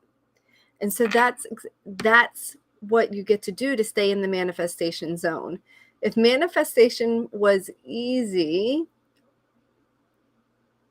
manifestation is easy. I should say that. It's the desire and willingness to go inside to heal yourself so that you can start to manifest quickly. So Mary Boyd, if you are still watching, drop below if you found that to be really helpful for you, or if you still had questions around that. And so I want to answer one more question, is how do I overcome self-doubt? So those that are participating right now, just right now, how many of you have self-doubt? I don't care where you're at in your journey. If you're growing, there's a part of you that still has doubt, and that's why you're growing, right? So self-doubt comes from lack of trust within. It's from breaking your promises to yourself. So one of the best ways to overcome self-doubt is to keep your promise to yourself. So making small little promises. It's making a small little promise to yourself so that you can achieve that. And then your body and you start to realize that I could trust myself, right? So if you say that, and I just taught this in my with my girls that take my 12-month program. If you say to yourself, you know what, today I'm going to drink 64 ounces of water. That's my commitment today. And then at bedtime, you realize that you only drank 50. And you decide, well, it's bedtime. I don't want to drink 14 ounces of water right before I go to bed because I'm going to have to go to the bathroom or whatever. And you make up some excuse and you don't keep your commitment to yourself. Well, that actually begins the doubting process that creates more doubt in your life. And so what you get to do is keep your word. So if you say you're going to drink 64 ounces of water in one day, you make sure to make that happen regardless of what your day is like. That way you're keeping your promise or your word to yourself, and that builds up trust. So the opposite of self-doubt is trusting. And Mechelle talked about really trusting. I suck at keeping promises to myself. So whoever's saying that, just make your promises smaller so they're easy to achieve, right? And then decide. Lois talked about decision making. Deciding means putting an end to all other options. Decide that you're going to take yourself to the next level. You're going to keep this commitment. So start off with small commitments, make them happen so that you can begin to build that trust with yourself. That's the best way, or the one way to begin to release your self-doubt is by keeping your word to yourself. So I saw Sasha pull in. Let me see if her camera. Oh, okay, it is working. Okay, I saw you and then I didn't see you. Okay, hold on one sec. So I'm really super excited. Today I have coming on today is Alexandra, known as Sasha. Sasha has been a part of my events, my speakers. I feel that she's got a ton of knowledge and wisdom. I say deep wisdom of the world that she shares every time she talks. Sasha is a certified spiritual life coach specializing in self-empowerment, manifestation, and life purpose. Woo-hoo, yes. Her certifications include master level Reiki, spirit release therapy, and past life regression therapy. If you don't know what any of those are, you could ask. Sasha will share. Her mission is to empower, guide, and inspire others to take charge of their own destiny and manifest the reality they desire and deserve. She draws on her own expertise, intuitive gifts, and ability to see who you are at your soul level to help steer you to where your soul longs to go in this lifetime. So without further ado, let me bring on Sasha here. Hold on, Sasha. There you are. Hi. Hi. Hello. Hi. How are Glad you? to be here. Thanks for having me. Oh, I'm doing great. Thank you. I hope everybody's doing great. It's hot here, so hopefully y'all are staying cool. You're in the South, right? Where do you live? I am. I'm in South Carolina. Yeah. Yeah. Okay. Yes. It's hot. It's But been thank you hot in New Jersey too. I'm turning you up a little bit so I can hear you better. Yeah. I just want to make sure everybody can see me because I can't see myself, and I just want to make sure I look all right. Oh, Okay. why can't you see you? I wonder why you can't see yourself. Oh, it's okay. I'm not worried about it. As long as y'all can see me, that's all that matters. Yes, we can. So welcome. Thank you for having me. I'm so glad to be here. I'm so glad you're here too. I'm sorry, there's a little delay. That's the challenge going on.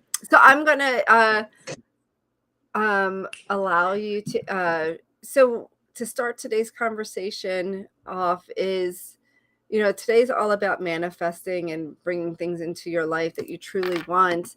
And what is I guess one key in your thought pattern or in your experience to manifest, to become a manifestation queen, as I'm sharing.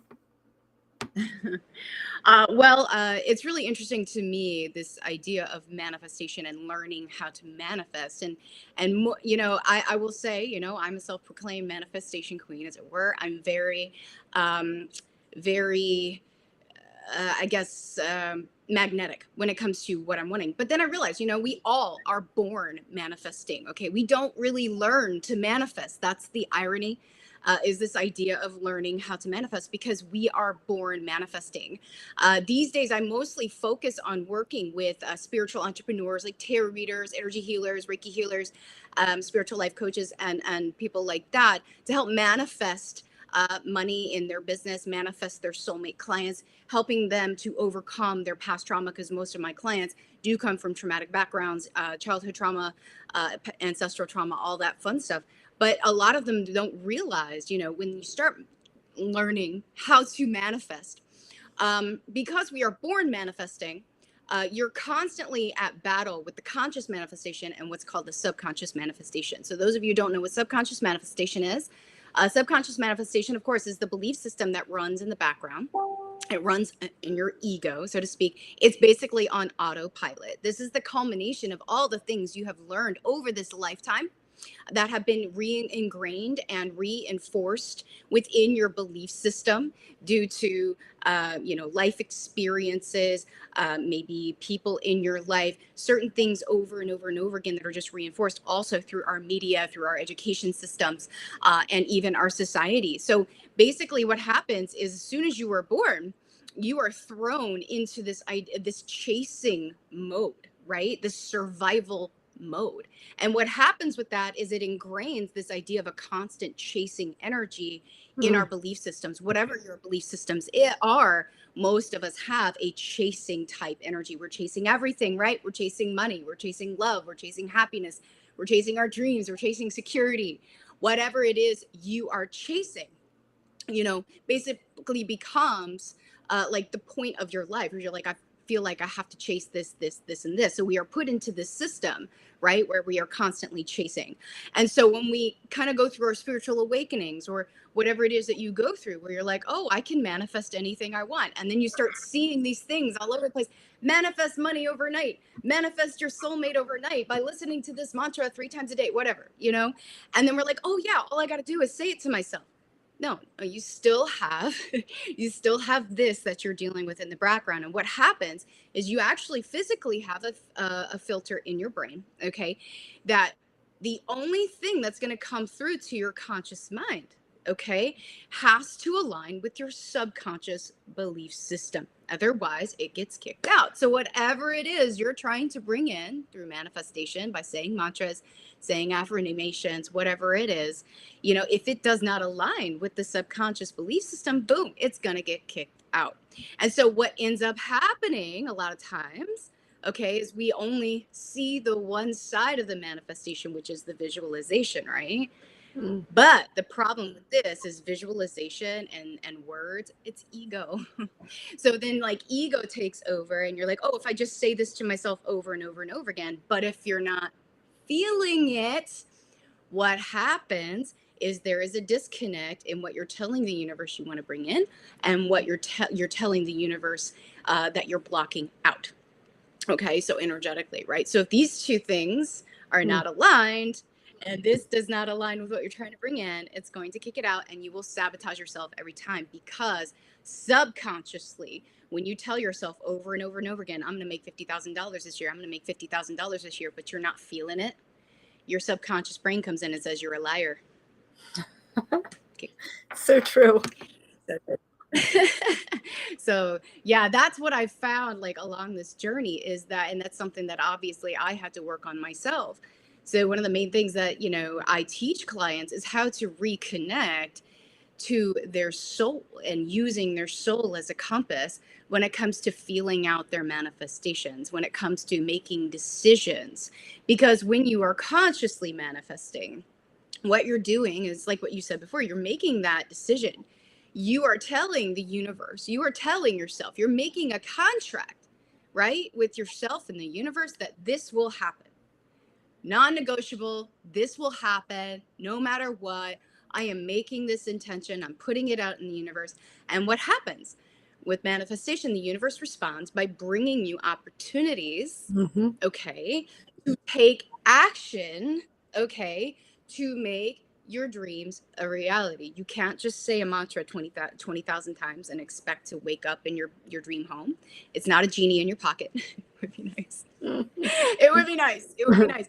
But the idea is that you are in such alignment with yourself and making this commitment to yourself, and in so much faith and trust and knowing that the universe has your back, because the universe only works with you. It doesn't work against you. It doesn't work for you. It works with you based on the energy you're putting out. That's law of attraction. Okay, that's quantum physics. And then you being in that trust mode, being in that faith mode, as it were, and being in that empowered energy, make those decisions, okay? And then the universe aligns to make everything work out the way that it should. It's always been the experience that I've had and my clients have.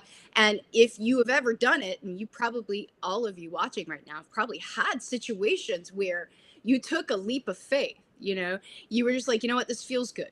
There's something about this decision that feels good. And yeah, maybe, you know, I'm a little bit afraid, but you know what, I'm going to trust, and I'm just going to take the opportunity because it's just too good to not take. And then everything just works out.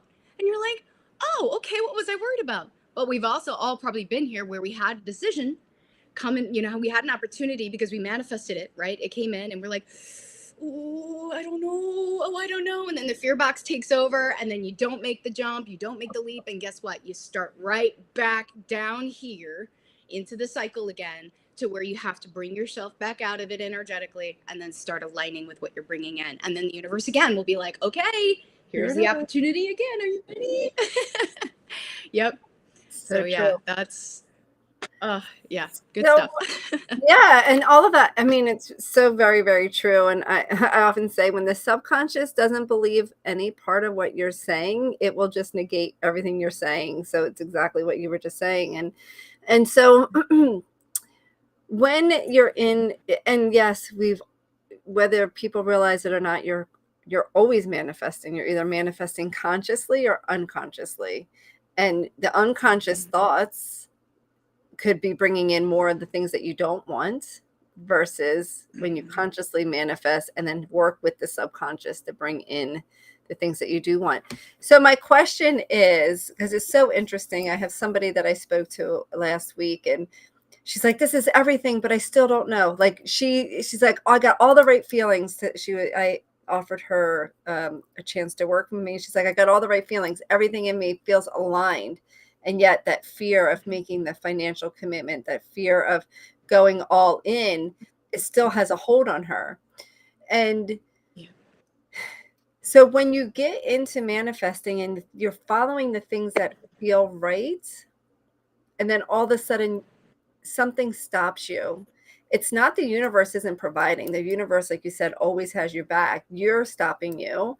And what is, and I mean, I know this is not just a one sentence answer, and it could be complex, but what is something that someone could do when they're realizing that you called it the fear box, I think you said, where the fear box is out and you want to put it away so you can continue to move forward? What is something someone could do to help in that? Yeah. So a lot of times what happens is the subconscious manifestation, we're not even aware of it.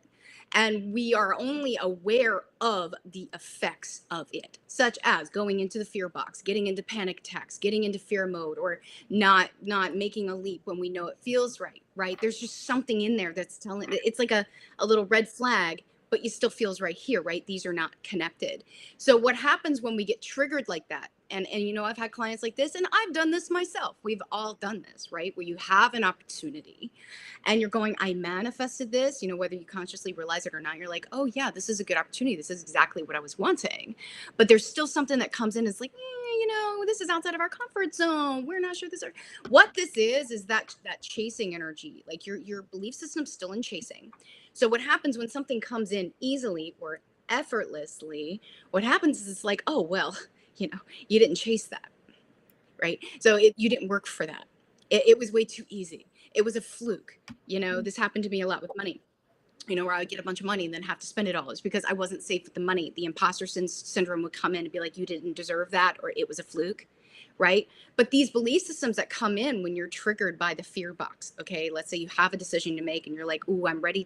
I have the money to invest in this program. I know this is exactly what I want, but there's still this fear that, and it's a very human reason, usually has to do with the fact that you're not going to get a return on investment, okay? Or you've been burned on investments before, right? So that's been reinforced in your belief system, or something of that nature kind of comes into trigger, okay? But when that happens, the most important thing you can do is just to stop and let whatever it is that's coming in come forward, okay? The worst thing you can do for yourself is to suppress, okay? Because what happens with that is it kind of tries to come back with a vengeance, and that's when the fear box takes over. So instead of trying to suppress it, whatever is coming through, just let it come through and take a look at it. Literally bring it to the forefront. You're taking the subconscious and making it conscious. And the only way you can deal with something is by bringing it into your forefront, right? You can't deal with it if you don't know it exists, right? So if you're being triggered by your fear box, and you have all these things going through your head, maybe there's one particular thing that comes through. Maybe there's one experience that happened to you that's coming through, that's triggering that fear response, right? Look at it. Just look at it and you're like, okay, I see you. Okay, you are not serving me. This does not work for me. Okay, this may have helped me in the past. This may have served me in the past. And to be quite honest with you, most of these fears that we have, most of these expectations that come through are not ours innately. They come from someone else. So when you're able to take a look at what it is and realize that this is not serving you, and maybe in fact it was given to you by someone else, give it back. Just be like, you know what? Thank you for your care. I know you only wanted the best for me, but this does not serve me anymore. It may have served me in the past, but it does not serve me anymore. I'm releasing it with grace. I'm releasing it with forgiveness, and then just replace it with something positive. So if you're in that situation where you're ready to invest and that fear box comes in and you're looking at it and you're saying, you know what, I don't want you anymore. Just replacing it with, I know this feels right. I trust myself to make this investment worth it. Because honestly, guys, just talking investment, it is your responsibility to make sure an investment pays off. I mean, that's just the case, Now, I have also been burned before, girl. I know that. Like, I've been burned before in programs. I've been burned before in financial decisions. You know what? But I learned from them. So it was not a waste of time, because you have to remember, you are not a waste of time. Your past experiences are not a waste of time. Okay. Embracing your past experiences and looking at them as a learning experience. Hey, what did I learn from that? What did I gain from that? Is the main mindset shift, right? That goes with manifestation, being like, okay, well, sure, this may have happened in my past, but it doesn't mean it has to happen this time. So don't sabotage yourself, right? If you've got the fear box running, bring it to the forefront, kick it out, and do that however many times you've got to. And if it triggers an emotional response, feel the emotional response and just purge it, and then be like, okay, I forgive that. And forgiveness just means releasing your past. It doesn't become your future. Taking responsibility for yourself doesn't mean taking blame. So just understand the difference there, guys. But you just release that. You forgive that. You just say, okay, doesn't have to be my future. Let's make this investment, or let's make this decision. Let's do this because I made that contract with the universe and I'm all in, right? That's exactly what you do. Yeah. And I loved the part that you just said, and you said it so quickly. So I want to repeat it. When you, and I'm going to paraphrase it into my language, when you forgive, it's not accepting, or it's taking responsibility for yourself. It has nothing to do with the other person.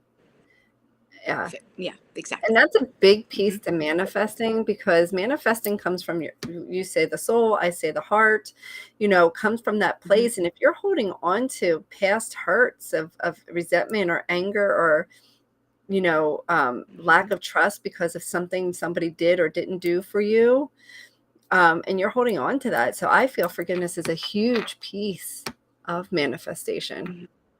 And when you don't forgive, when you put yourself and you keep yourself in that animosity or that resentment or that regret energy, what you're doing is you're putting yourself into resistance.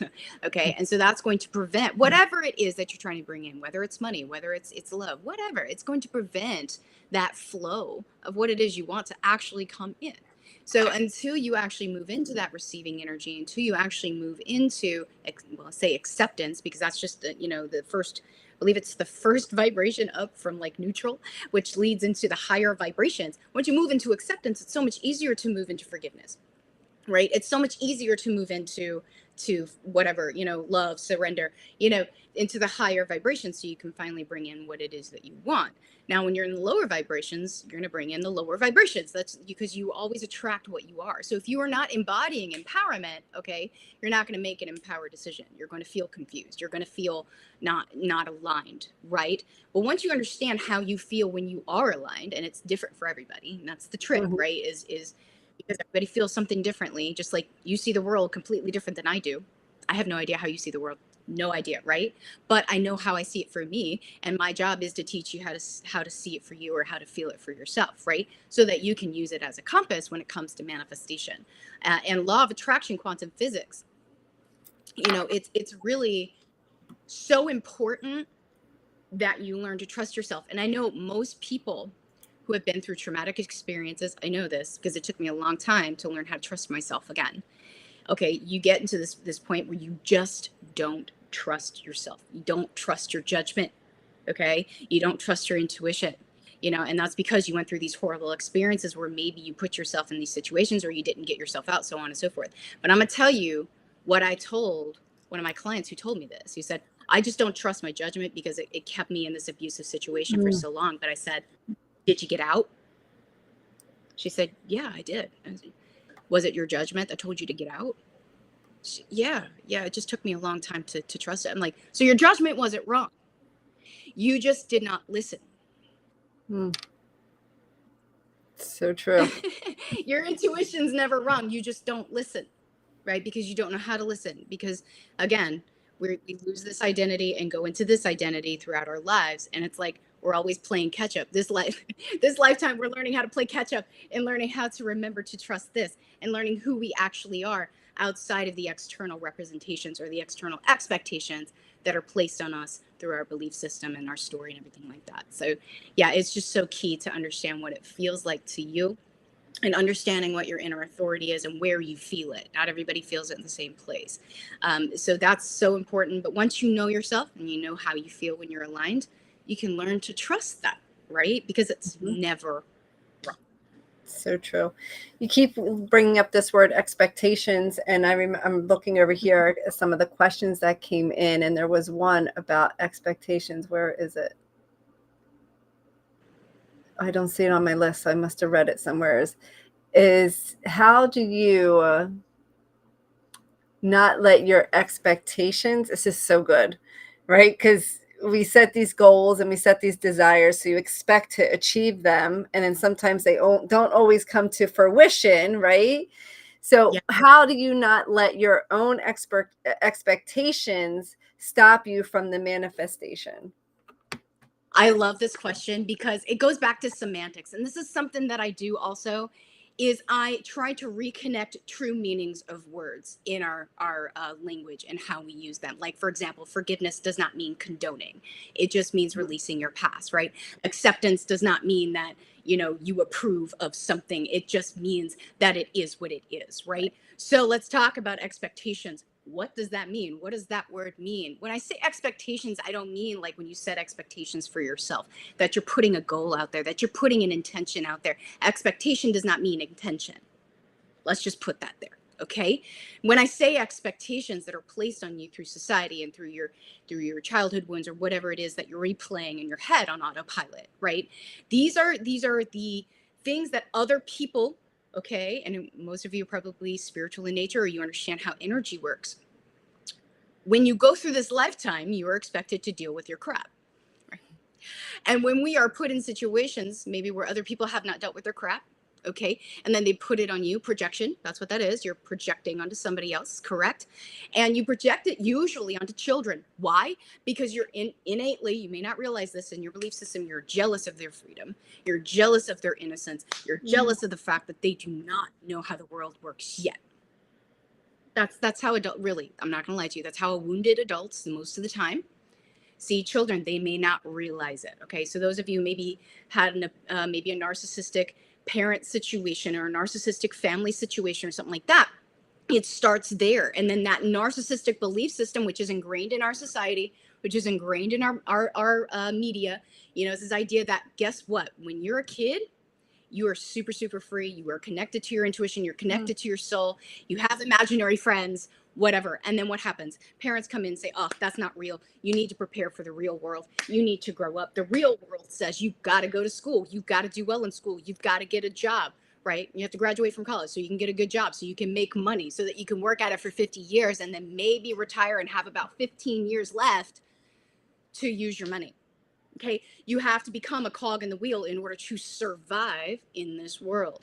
Thus, the idea of being masculine in a masculine world, right? So when I say expectations, it's this idea that your life, in a way, is not yours. You don't know who you truly are, because all of these things, expectations, have been placed on you externally and reinforced over time to the point where all you think is that you're just here to survive.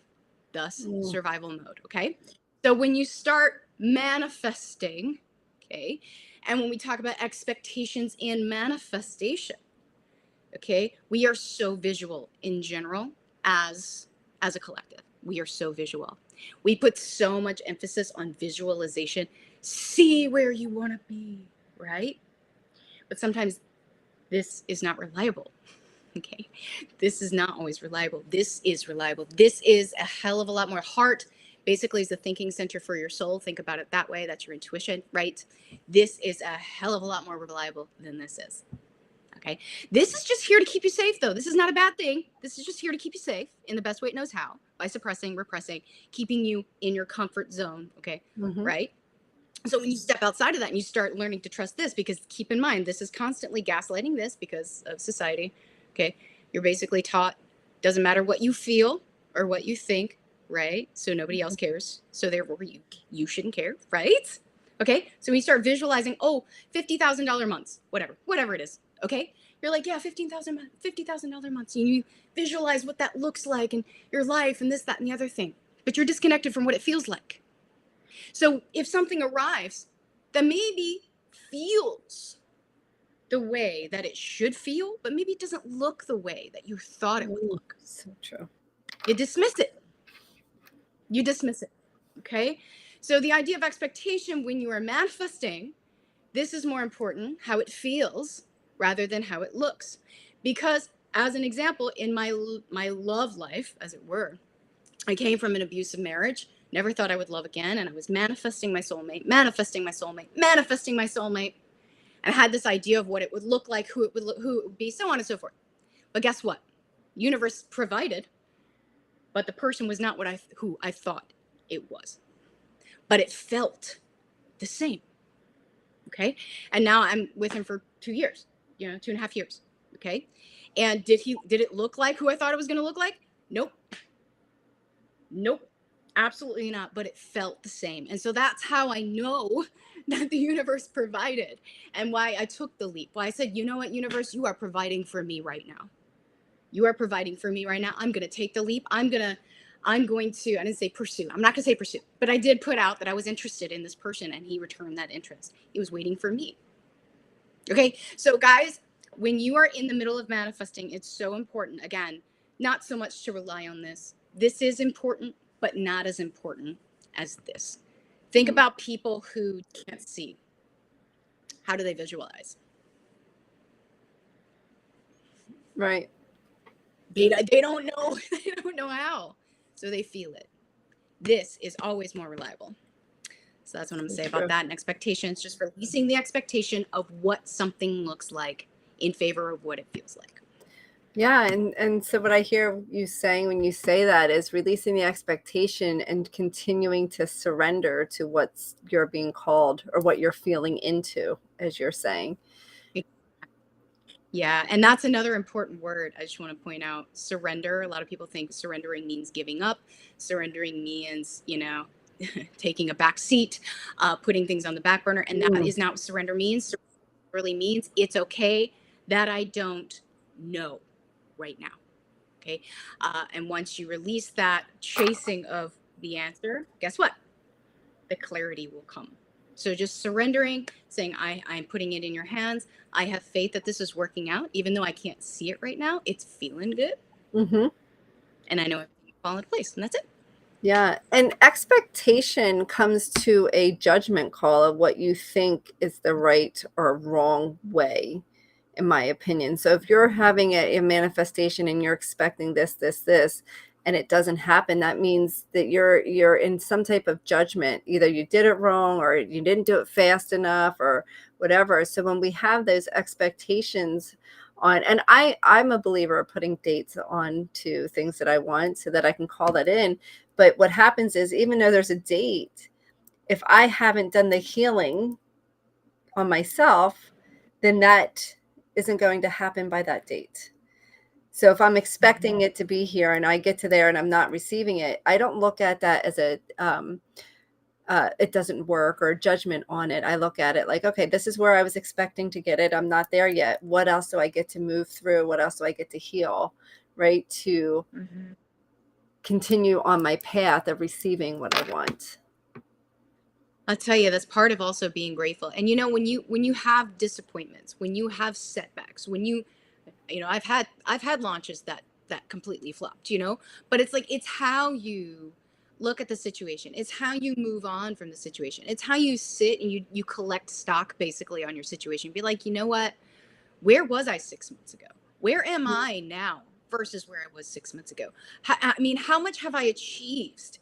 So, in 6 months or a year or whatever it is, taking a look back at where you were just 6 months ago, sometimes will help you to put things in perspective. And so you can be like, okay, this is not a disappointment. I did not fail. Okay. There is just something else that I missed that I need to figure out. There's something that I need to tweak. There's something that worked, but there's something that didn't work. And let's see what we can do to make it work, right? So that I can bring in my income, so I can manifest my soulmate client, whatever it is that you're wanting to do, manifest your soul or manifest in your soulmate, whatever, it's just, okay, what can I learn? What can I learn from this? And that's hard, those of us who have those trauma triggers, because you get down into that desperation mode and then that kicks in, But again, when that does, you just bring it out, let it come out, show itself to you, okay, so that you can deal with it. Because the more you suppress, okay, the more resistance you put up. And when you put up that resistance, nothing will come in that you're calling in consciously, if that makes sense. Yeah. You'll only get desperation. Yep. And when you do manifest, it's meeting that resistance. And I always say, give love to it, give compassion to it, give whatever acknowledgement. And then by sending love to that experience, that resistance, it actually shrinks the resistance, because love is so powerful, right? Love is so powerful. Yeah.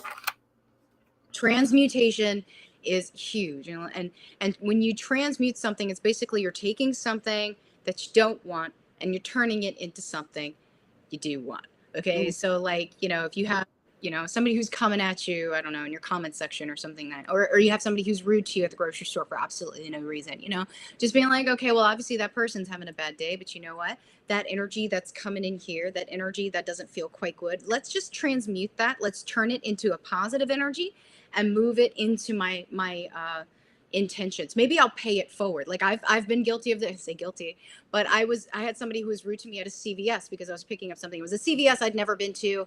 I just went to because it was close. But I usually would go to one on the other side of town because they were nice and I liked them. But I went to this one for an emergency purpose. They were absolutely disgusting to me, totally rude to me. So instead of calling and complaining on that CVS, I called my CVS that I usually go to and say, guys, I just want to let you know I super appreciate you. Keep doing what you do. Because, you guys are amazing. You're always wonderful to me when I walk in. So what did I do? I transmuted that energy from a negative energy. Oh, I'm going to call and complain and get that person in trouble, man. Into, you know what, y'all, I really appreciate you. Love that. I love that. What a powerful process or a gift that you just gave the world to help raise the frequency or the vibration of the world. Like that is just... Imagine if you take your anger and your frustration and you take that same intensity and you share it in love or compassion for somebody else, right? It's not like you're even sending it to there. You're just taking all of that energy that was created and spacing it out and putting it out in another way. That's beautiful. And you never know, that person on the other end of the line that you're calling may have had just the worst customer and was just sitting there taking it. And then you call them and say, you know what? I appreciate everything you do. Wow. There you go. Yeah. You just made that person's. What a gift. Oh my gosh, Sasha, thank you so much for coming on. So appreciate you. You have just I love the way you explain things. It's in a different language than I do or I normally hear. And I love your explanations and how you convey your messages. And so as we close, is there any final thoughts that you would like to share? Just right now, I know the energies are really, really interesting. We had a retrograde. We're in eclipse season. We just had a Scorpio moon. I just want to tell everybody, the endings that are happening right now, they're very intense. Okay. There's a very strong emotional wave that's coming in through the collective. So just understand, number one, you're not alone. Okay. But number two, if you're feeling that emotion, there's a reason. Okay. Pay attention to it. Okay. Something is calling for you to be released. Okay. So just pay attention to it, bring it to the forefront, deal with it, and just go. Because honestly, I will tell you this, as an emotional person, I'm a solar authority, so I'm a very emotional person. When I'm in the middle of things, sometimes it does feel like it will never get better, but on the other side, it always is. And sometimes the best way to deal with something is just to get through it. Just get through it. And then once you're on the other side of it, you'll be like, you know what? I'm stronger now. Bring on the next challenge. Okay. Just know that everything's going to be fine. Universe has your back. Just don't sabotage yourself. If you have an opportunity to bring in something you've been manifesting, just trust yourself. Trust that the universe brought this to you because you manifested it. Okay. Have faith and understand that even if the world falls down around you, when you make this decision, you are going to be okay because you are in connection here. And that's all that matters. So true. Thank you. And one more thing before you go. I was talking a lot about the bundle today that people get to purchase as an added bonus for being here. It is only $77, and I know that they get a few things, and that you have offered a 3-day solution. I do have my a 3-day course that I'm doing in my Facebook group next week, Monday, Tuesday, Wednesday. And you can sign up on my website. It's unlocking your worth to $50,000 in your spiritual business. But I also am offering for the bundle, I'm actually offering a free 45-minute soul alignment session that is only available to my VIP clients. That is $1,000 value for you guys. Wow. Brenda has the link.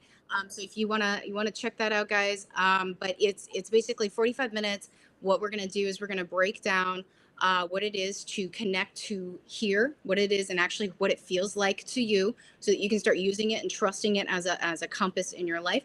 And then we'll do some mindset break, whatever mindset issues that come in. So it's like a soul alignment shift session. But again, this is usually only available to my VIP clients. So that's what I'm gifting you guys.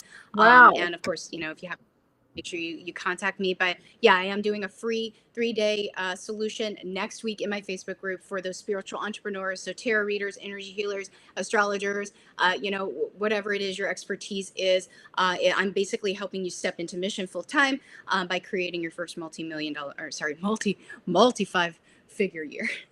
Awesome. Awesome. Awesome. What a gift. Thank you. So for those that haven't gotten your bundle, go grab it now. And also remember that portions of this proceeds are going to the Avanzar Foundation. Sasha, thank you so much for sharing your wisdom, your love, and your enthusiasm about life and manifestation and the journey, the human journey that we get to have here on Earth. And I appreciate you for coming, and thank you so much. Thank you. Appreciate it. Thanks, guys. Bye now.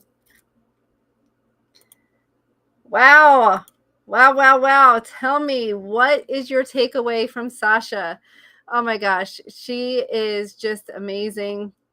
I love the way I'm sorry if the sound was a little choppy, but I was able to hear her, so I'm assuming you were as well.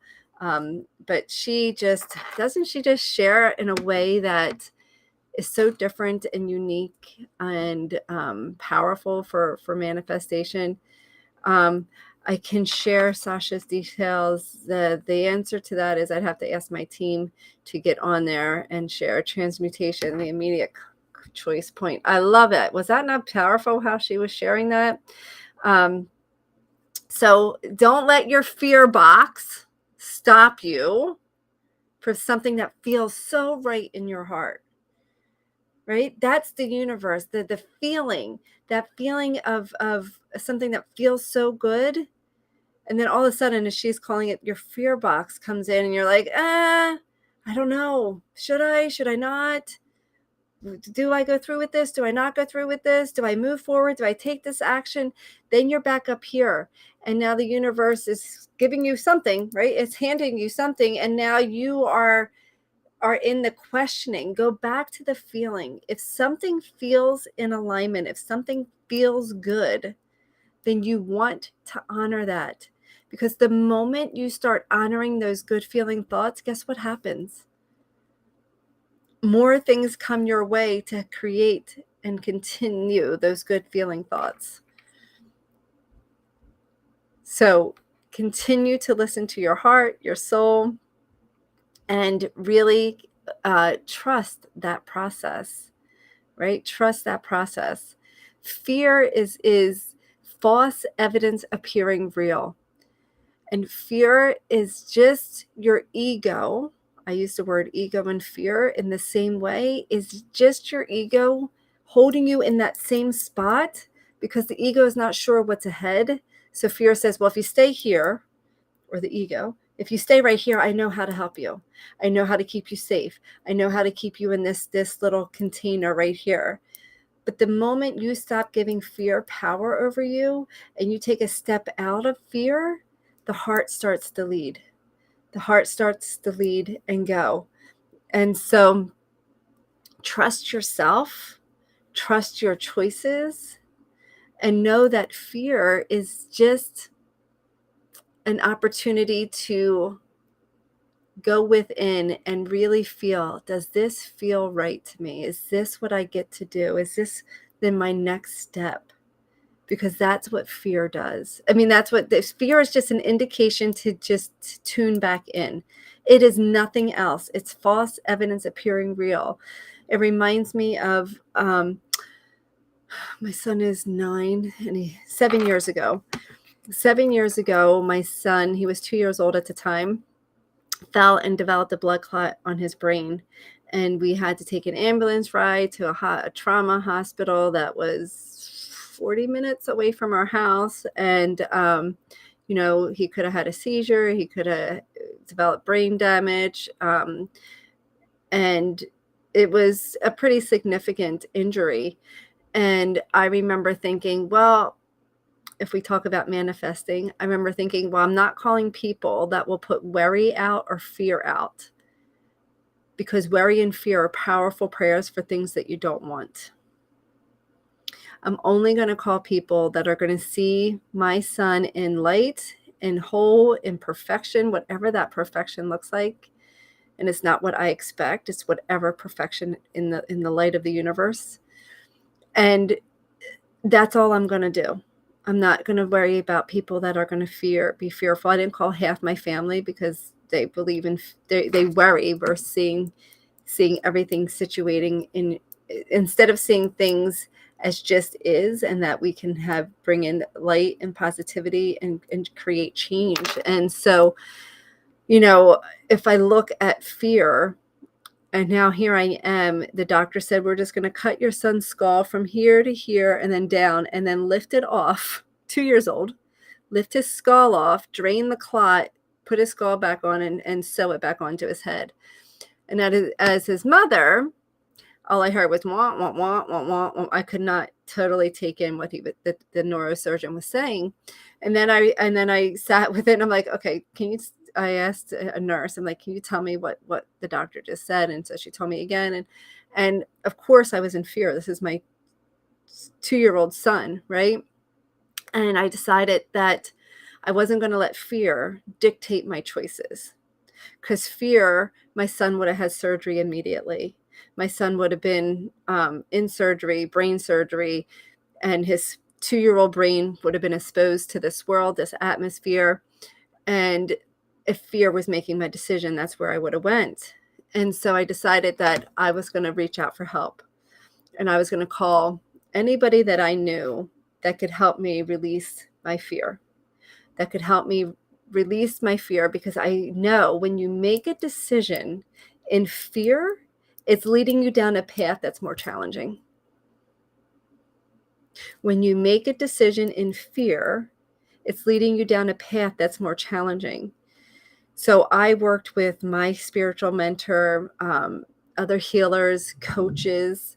I actually have a friend that specialized in brain injury. So I was talking to her about what this means and what are the possibilities, what are the outcomes, what are the signs to look for that the brain was going to be distressed, the neurological signs. And so I remember I had all this ammo, right? All this people sending me love and solutions and answers. You ever feel that way? That you have people saying, do this, do that, or I support you, I love you. And yet you're still in the fear and you're still in the contraction. You're not in the openness to receive all of that. And this is what manifestation is. It's like you put out what you want, and most of you contract and you close yourself off and you stop. But, I knew what I wanted. I wanted my son to be healthy. I wanted him to be whole, and I wanted him to be complete. I knew that. And I also knew with every part of my being that the body is an amazing machine and can heal. And I owned that belief. And yet fear was still there, right? It was still in my face and still showing me all the things that could possibly go wrong. My son could die. He could have brain damage. He would maybe never walk or whatever again. And I remember one day I decided to reach out to somebody, and he did an energy clearing on me, where he totally grounded me. I went to the chapel of the hospital, and talk about going from contraction to expansion, right? And it was the decision. I want to say the technique and what he did was super helpful and super magnificent. And it was what got me to see life differently in that moment. But it was my decision to being open to receiving the guidance. It's the decision you get to stay open to it's the decision to stay open to receive the guidance is what you get to do when you're manifesting. And so then I took that, he did an energy healing on me and a clearing, and I could feel the love and compassion and the light and the greatness in my life in that moment. And I remember going back up to the hospital room, and I told the nurses, I said, you can tell the neuroscience that we're not doing any neuroscience. You could tell the neurosurgeon we're not doing any surgery today. I don't know how many of you would tell a neurosurgeon that he's not doing his job. And I said, and we'll evaluate him tomorrow and see where we're at. Well, the very next day, so when I walked into that room, I no longer feared for my son. I knew he was in good hands. I shifted my energy from fear to knowing that no matter what, and I promise you with the shadow, no matter what, taking fear, we talked about transmuting that, right? Transmuting it into knowing. And going into the room, I went into that sense of knowing. I didn't fear anymore. What I felt was love, healing, support, guidance. And I said, we'll evaluate him the next day. And so he went in for either an MRI or CAT scan. I can't remember because we did both of them every day that he was in the hospital, 6 days. And we did them every day he was there. And sure enough, the blood clot dissipated. It was growing for 6 days and it dissipated. And we went from that home, from that hospital, and he never had surgery. He never needed anything again. So the key to manifestation is, you've heard it today, visualizing what you want, taking action. I knew the action I needed to take was to clear the fear. Clear the fear. That's not always the case when manifesting, but in this case, that was it for me. Because fear is false evidence appearing real. When you're making decisions there, it's going to make life more challenging. Take the inspire action. Trust. You heard Mechelle say it earlier. Trust the experience. Trust the process. I knew when I went back into that room, whether my son died, whether my son ended up with surgery, whether my son walked out of the hospital, whether he ended up with brain damage. I knew that whatever that choice was, it was a choice coming from love and healing, that no matter what, that was going to be okay. So when you're manifesting and you're coming up to resistance, I had resistance. I had fear. I had doubt. It's recognizing those symptoms, those beliefs, those experiences, recognizing them, and then allowing yourself to move through them, allowing yourself to say, I see you, you're here, but I'm still not choosing to enroll in those behaviors, in those thoughts, and choosing to move back towards what it is that I wanted. I want it to be out of fear. I want it to be back connected to the truth that I know, my truth, that everything works out the way it's supposed to, that the body can heal. These are my truths. I wanted to connect back to here. You heard Sasha say it, not everybody has a different life, different experience. Your truth is different than my truth or somebody else's truth, but that was my truth. And that's what I wanted to reconnect with before making any decisions to move forward. And so when you're manifesting, it's that back to, this is called rediscovering who you are and become a manifestation queen. It's remembering who you are. It's coming back to this part of you, not the ego, not the mind, but your soul, your heart, and allowing that part of you to make decisions, allowing that part of you to make your decisions, right? So I would love just to read some of your takeaways from that story. What is your takeaways from hearing that story about my son? That is far better than outstanding. Love that combo. I see you. I hear you. I know you're here. And I've chosen not to enroll. Yes, choose not to enroll. Just because a thought comes up, just because a feeling comes up, doesn't mean you have to enroll in that experience. You can acknowledge it and say, yes, I see you, I hear you, you know what? But I'm choosing to enroll over here where I want to go. And it really comes down to just that choice. It really comes down to choosing. But most people will stay in the pain and suffering because they're getting their needs met, their human needs met by staying there. And they don't know if they will get their same needs met if they take and enroll in different decisions. What I mean by that is I had a client that was sick. And she was young. very young, when she was in her early 20s. It's going back years ago. And she had stomach issues and all of this, and she wouldn't go out. She was afraid to meet people. She was afraid to go anywhere. She was afraid to do anything. And what she realized was that she was meeting her needs as a human of loving connection, of significance, of certainty by staying sick. And if she got well, would she be able to meet those needs? And she was unsure, so she stayed in those needs. Stayed sick. So here's what you get to do. You get to decide that enrolling in the new behavior, you still will get your needs met, and you can figure that out mentally and then also feel your way into them. Whew, okay. So let me go back. Any questions? Drop a question now if you have any questions. Oh, hey, Lynette.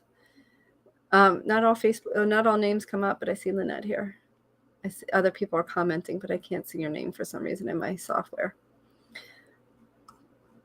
Thank you for sharing. Any questions or anything you want me to address based off of what you've heard so far since lunch? And then we have a question. I just want to honor those that put questions in earlier. So I have two other questions before I continue. It's how do I know, this is by Karen, how do I know if I'm on the right path? I worry about other people's problems too much. Who else is a people pleaser? It's just a distraction of your own, dealing with your own challenges. I was a professional people pleaser. I pleased everybody, so I didn't have to deal with my own problems. So if you're people pleasing, it's an avoidance of feeling yourself, of acknowledging yourself, of being comfortable with yourself. So, but how do you know you're right, if you're on the right path, Karen, or anybody else? You know by the way you feel.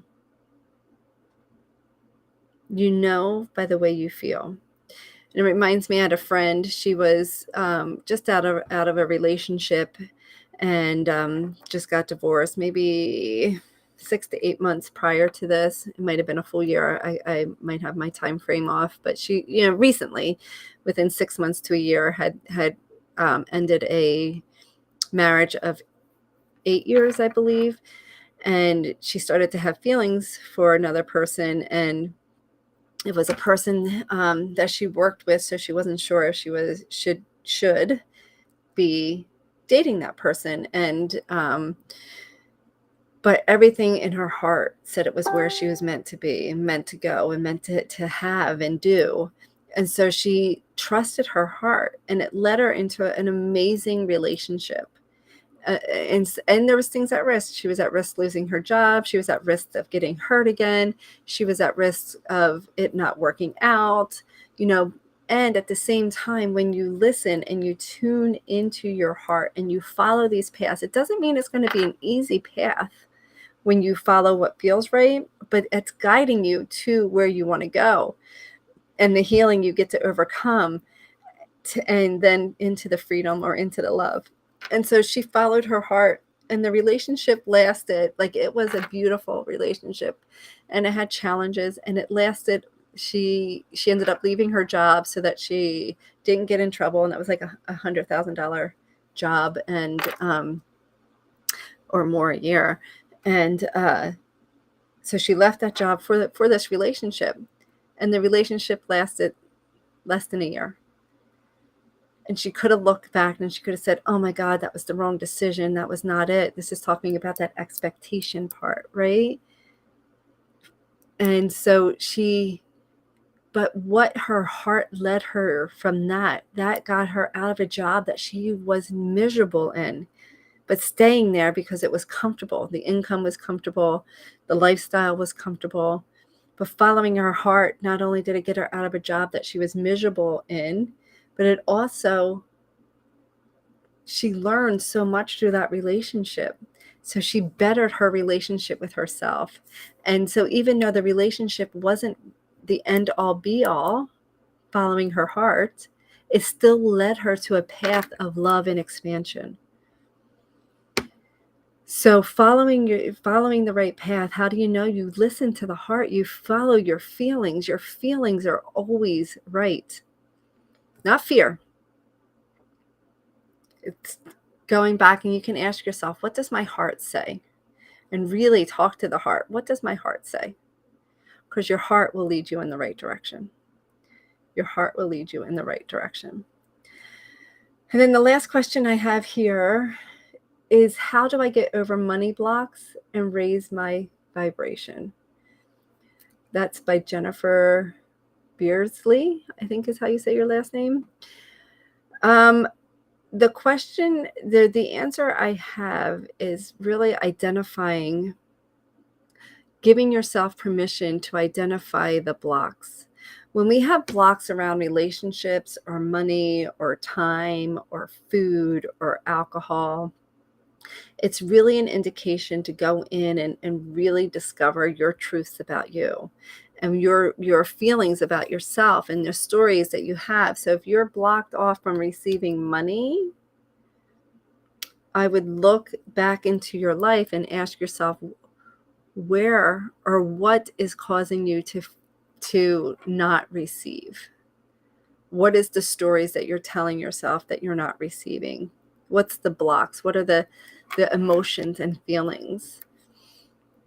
Because if you aren't in receiving, the manifestation isn't going to come, because the manifestation is a two-way street. You ask, just like the heart, manifestation comes from the heart. It was what we did in our opening meditation today. It comes from the heart. So it's manifesting is a two-way street. You ask, you put it out, and then you stay open.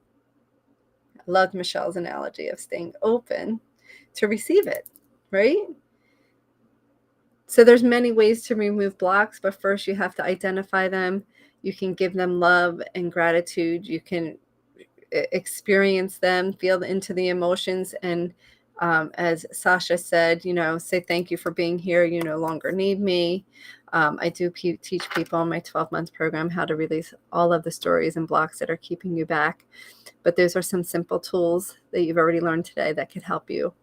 And I believe I answered all the questions. So if there isn't any other questions, I'm going to move on. So what I would want to share with you today is my process, my simple process on manifesting. For those that are just tuning in, I'm Brenda Kiss, your host. I've helped thousands of women reduce their anxiety, overwhelm, and self-doubt to live a life of happiness, joy, and confidence by reconnecting yourself back to your heart. I have, I'm a transformative neuro Reiki master. My background's in NAP and NLP. I'm certified in both those practices, neuro-associative programming and neuro-linguistic programming. I have many different energy healing modalities, Reiki, integrative energy therapy, molecular light therapy. And I really work with women that are struggling in the sense of confidence, self-esteem, overwhelmed and stressed, really step back into their life, reconnecting with their heart so that they can live in happiness and joy. So I just shared with you the experience that I had with my son. And, when you continue to work on yourself, manifestation happens easier and easier and easier, right? It happens quicker and quicker because you're more tuned in. Michelle talked about being really tuned into what your body is telling you. So, if I look back over the years of manifesting, there was times where I would put goals out and every 6 months I'd rewrite the same goals because nothing was coming to fruition. And those were the times where I was completely disassociating with my body. See, I was sexually molested as a child and I had numbed out all of my feelings. I didn't want to feel. I didn't want to have any attachment to myself or my body. And when that happens, you cannot manifest in the way that you truly want, in a conscious, heartfelt way, if you're not tuned into yourself. So every 6 months, I will say, since I was 20, for 7 or 8 years, it's like the same goals over and over and over again. I'd be like, why? Anybody have this experience? Like, why can't I manifest what I want? Why can't I bring in this money? Why can't I find the man of my dreams? And those were the two things that I was working so diligently on, was, manifesting my purpose as far as working in my life and income, and a husband. And that's what I was. And for years, it was just like, oh my gosh, what am I doing wrong? Beating myself up. Anybody else relate? Drop a 5 in the comments, or I relate down below if you do, because that's where I was. And it was like, oh gosh. And it goes so back into tuning into yourself. And really, once you start to heal and start to make things happen, heal yourself, you make things happen even faster. So I went from not being able to manifest consciously things that I really want. I want to be clear. We manifest all the time. You are always manifesting, whether you realize it or not. You're either manifesting things that in the subconscious, the beliefs. Remember, I said there's the subconscious does 90% of your activity. So the thoughts and feelings and the emotions that are in your subconscious is actually pulling into you what you want, or pulling into you ways to confirm whatever's in the subconscious. So as soon as you start, so we're always manifesting, and then you get to manifest in a way that you want. You get to manifest, you get to shift that into consciously putting things out, right?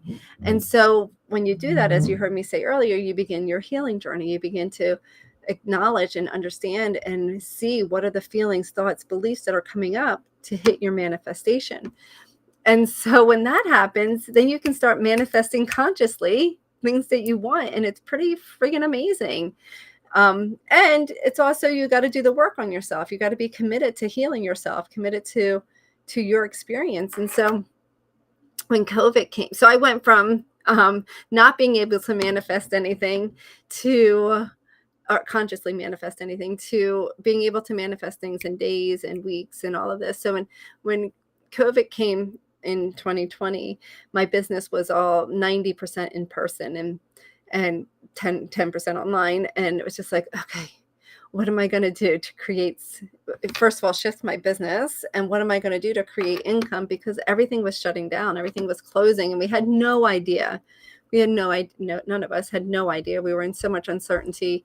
So were people going to invest and not invest and all of this stuff, right? So I decided to do a manifestation of $21,000 in 21 days on top of the income that we were already making. And so it was pretty lofty goal for me, and not necessarily lofty in the sense of the income, but in the timing of this goal. And so I had to release the expectation of how it was going to come in. I had no idea how. I just had to put out there that it's coming in. And sure enough, in 21 days, we had created an additional, what was already committed to coming in, $23,000 into our household. And that's because we did the work. I got out of the fear a long time ago. And when fear comes up, I can shift out of it because I'm tuned in, right? So that's one of the keys. And now I help women manifest love, homes, happiness, career, money, laptops, and more. So what's the secret? What is the secret? Most people wish, hope, and pray. They wish, they put this out. I want this, I want this, I want this. That's wishing. It's when you make the commitment and the promise and you decide, then it's a different story. So most people stay in the wishing and the hoping.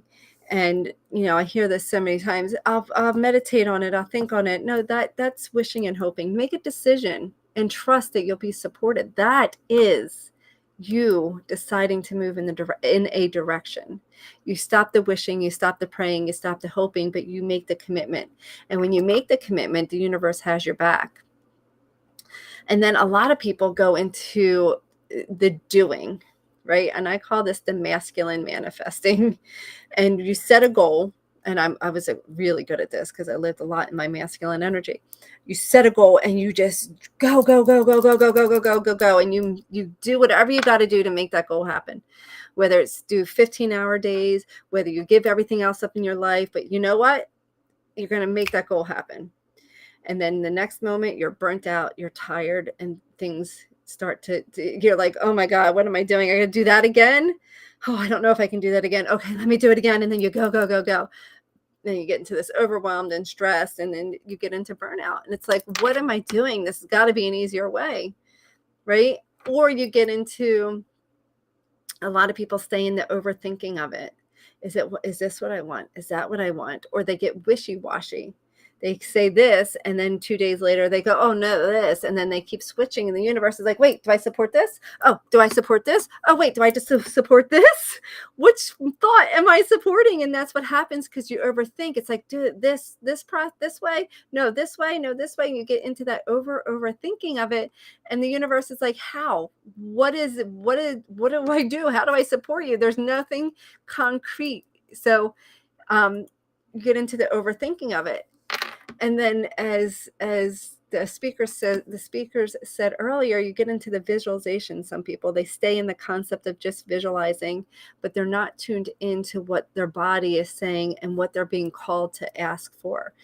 So I had a neighbor or a friend years ago, and he would stay stuck in this thought pattern because he would visualize, he would meditate for hours, and he would see it all. And the mind doesn't know the difference between what's real and vividly imagined. And at the same time, in that visualization and in that process, you're being guided, you're being asked to do things to bring it to fruition. And if you don't do the activities, or I call that inspired action, the guidance that you're receiving, guess what? That manifestation is not coming to your reality. It's not coming. So it's not just visualizing, but it's taking action. So I have 3 steps for you. 3 steps for you to take. And the first one is tuning into yourself. You heard this a lot. Who feels right now, drop below me, or who feels that you're in touch with your feelings, thoughts, and emotions? I know I didn't for years. If you feel like you're not, just put not me. Drop it below so I can see. I'm going to wait a second because I know it's a little bit of a delay, but when you aren't tuned in, you can't tell. So what are ways you get to tune in?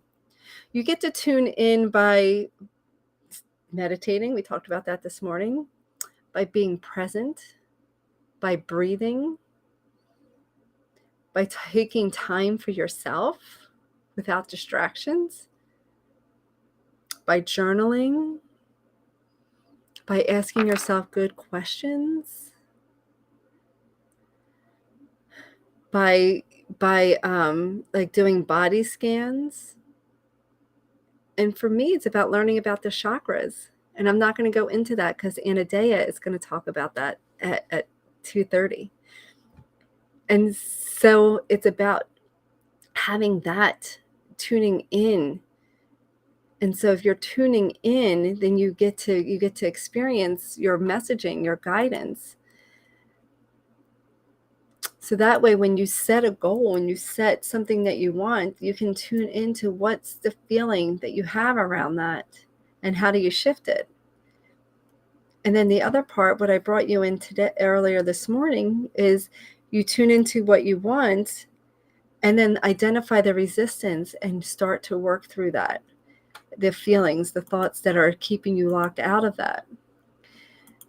And another big piece, so step 1 is tuning in. Step 2 is identifying people, places, things, experiences that still have a hold on you. So right now, I want you to think about anybody or anything that still triggers you. So here's what happens when you manifest. Your heart, it gets to be open. And your heart is open when you allow yourself to release people, places, and things from your day-to-day life or your past life that have hurt you or caused you anger or resentment or fear. Because what happens is if you're holding on to that, it's like this layer over your heart. And so the manifestation could be coming, but you are unable to receive it because all of this stuff is stuck on your heart. So one of the biggest keys to manifesting is forgiving people, places, things, experiences that you've had. So if I look at my life, and I, I've had many people and things that I had to forgive to open up to your heart, to open up to the goodness that you deserve and get to receive. The only reason you aren't receiving is because you're still holding on to stories and beliefs that were created by people that have hurt you or angered you or misled you in any way. And so right now, I take a moment and rate a list. Create a list of people, places, and things that have hurt you. And that's awesome that somebody's like, it was so tuned into what I was just saying. That's great. So create this list. And you get to forgive. And forgiveness has nothing to do with the other person. It has to do with freeing your soul from letting other people, places, and things still have a hold on you. It doesn't mean what they did or didn't do or anything is right or wrong. It means that that experience no longer has a spot in your heart that's blocking you from receiving. So it's not letting anybody off the hook. It's not letting anybody, it's not even what's the word? It's not making what they did okay. It's just acknowledging that it was there and releasing them from any more control over you. So if someone hurts you and you haven't forgiven them, you're still allowing them to hurt you. And it's your choice. You get to choose to forgive or not. So forgiveness work is all about you. So there's one tool that I like to share, and it's called the Ho'oponopono. Let's see if I could drop it in the chat for you. It's I'm going to say a very powerful Hawaiian prayer. Google it. Very Ho'oponopono, Ho'oponopono, Ho'oponopono. And it's a very powerful prayer that allows you to release any tied up energy between you and something or someone else that's holding blocks on your heart. So forgiveness is super, super powerful. And when you tune in and you begin to forgive, now is the chance to actually start to hear your guidance. Now is the chance to start to hear your guidance. Yeah, you get to forgive yourself too. Absolutely. So when you set a manifestation goal, you want to actually get still and quiet every day and ask, what are your steps? What's your guidance? What's your next move to bring this to fruition? And listen to that inner guidance and listen to what that is, because that's how you manifest. That's how you manifest. And, what's possible for you as you allow yourself to go through these steps? What do you see opening up for you? Oh, drop it below. It reminds me of a girlfriend I had years ago. And I had this girlfriend, and she wanted to manifest love and love in her life, and she was so looking for love in all the wrong places, I'll say, and she didn't know what to do or where to go. And so I asked her to get clear on what does that mean? What does love or a relationship mean to you? What's the idea behind a loving relationship? What are the characteristics of it? Who do you get to step into to attract that? And what is it that you want to attract? And we created this whole picture of what love meant, what the relationship meant for her. And I said, great, every day I want you to sit in that, look at it, and just take the guidance, whether it's opening up a dating app, whether it's meeting a friend for work or whatever. Just read it and being open to what your steps are.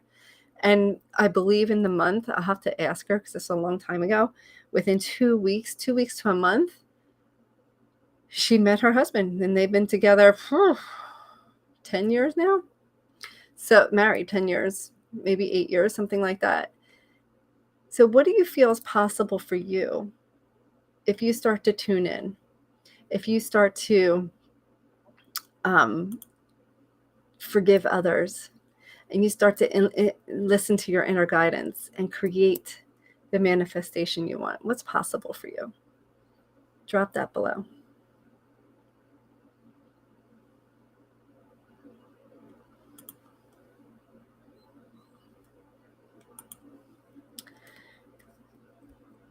And so in the bundle is my 30-day manifestation process. I give you step-by-step 30 days on how to manifest something wonderful. So you can go grab that and take all of these things that people are sharing with you and bring it out. And remember, you get a free ticket to my 3-day Manifest Happiness and Joy 7 Steps to Healing 3-day live interaction course at the end of the month. I love that all things are possible for you. And so we're getting ready right now to open up for our next speaker. So right now, I would like you to drop any questions that you might have for Anodea. And I want to give you a minute to write down any questions or any thoughts on what I shared for what I shared with you. So go ahead and write that down. Drop them below. What's been your takeaway from today so far, or takeaway from my talk so far? And so I can support you, and I can hear, so that you're playing full out. All things are possible. More love, more fun. Yes. Yes. And you deserve all of that. So good. So true. So very true. What else is possible for you, or what other questions, or what's been your takeaway? We have one more amazing speaker. I'm so incredibly excited to have Anodea Judith coming on, and I will tell you about her in a minute. But we have one more speaker, but you've listened to a lot today, and I would love to hear what's your takeaway. What's been your takeaway? What's next? I guess maybe even what's your new manifestation? What's your new manifestation?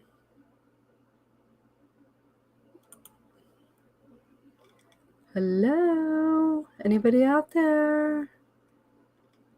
Where are you? I like to hear, like to see. Give me some love. Let me know. Share. Share, share, share.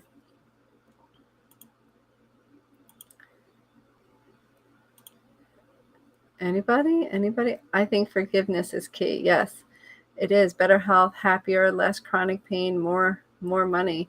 Yeah. So as you allow yourself to recognize these are, you wouldn't have been able to come up with these feelings, the I'm worth it effect, the happiness, the love and fun. You wouldn't have been able to come up with these experiences if you didn't already know that, if they didn't already exist within you. You know, you get to let me copy that question real quick. I don't know how to copy it. That's interesting. So you get to, oh, I'm sorry, I forget what I was saying because I saw this question come in for Anodea. What was I just saying? Oh, so as Mechelle was saying earlier, all emotions are important. And so the idea is that if you have the feeling of happiness and want the feeling of happiness, you can't wish for something that doesn't already exist. It already was present. It was already present in your life. It was already in part of you, in your DNA. And there's a little spark that's a remembrance, like, oh, I want happiness. I know what that's like. I want that. You wouldn't have been able to dream it or feel it or experience it if it didn't already exist within you. Does that make sense? 9 chakras or more, 109. How do the solar plexus and sacral chakra relate to self-empowerment, self-esteem, being at home in one's body, worth, abundance, health, and questions? Okay, I'm going to do my best. I can't for some reason copy this into my maybe I can get it off Facebook, into my question chart. I don't know why it doesn't let me copy it from here. Okay, so Anodea is actually going to be coming on in just a minute. So if you want to take a quick 2-minute break, feel free. I am going to do the same. So she will be here in 2 minutes. Come back in 2 minutes at 2:30, and we will be with Miss Anodea. All right, I'll see you in 2 minutes.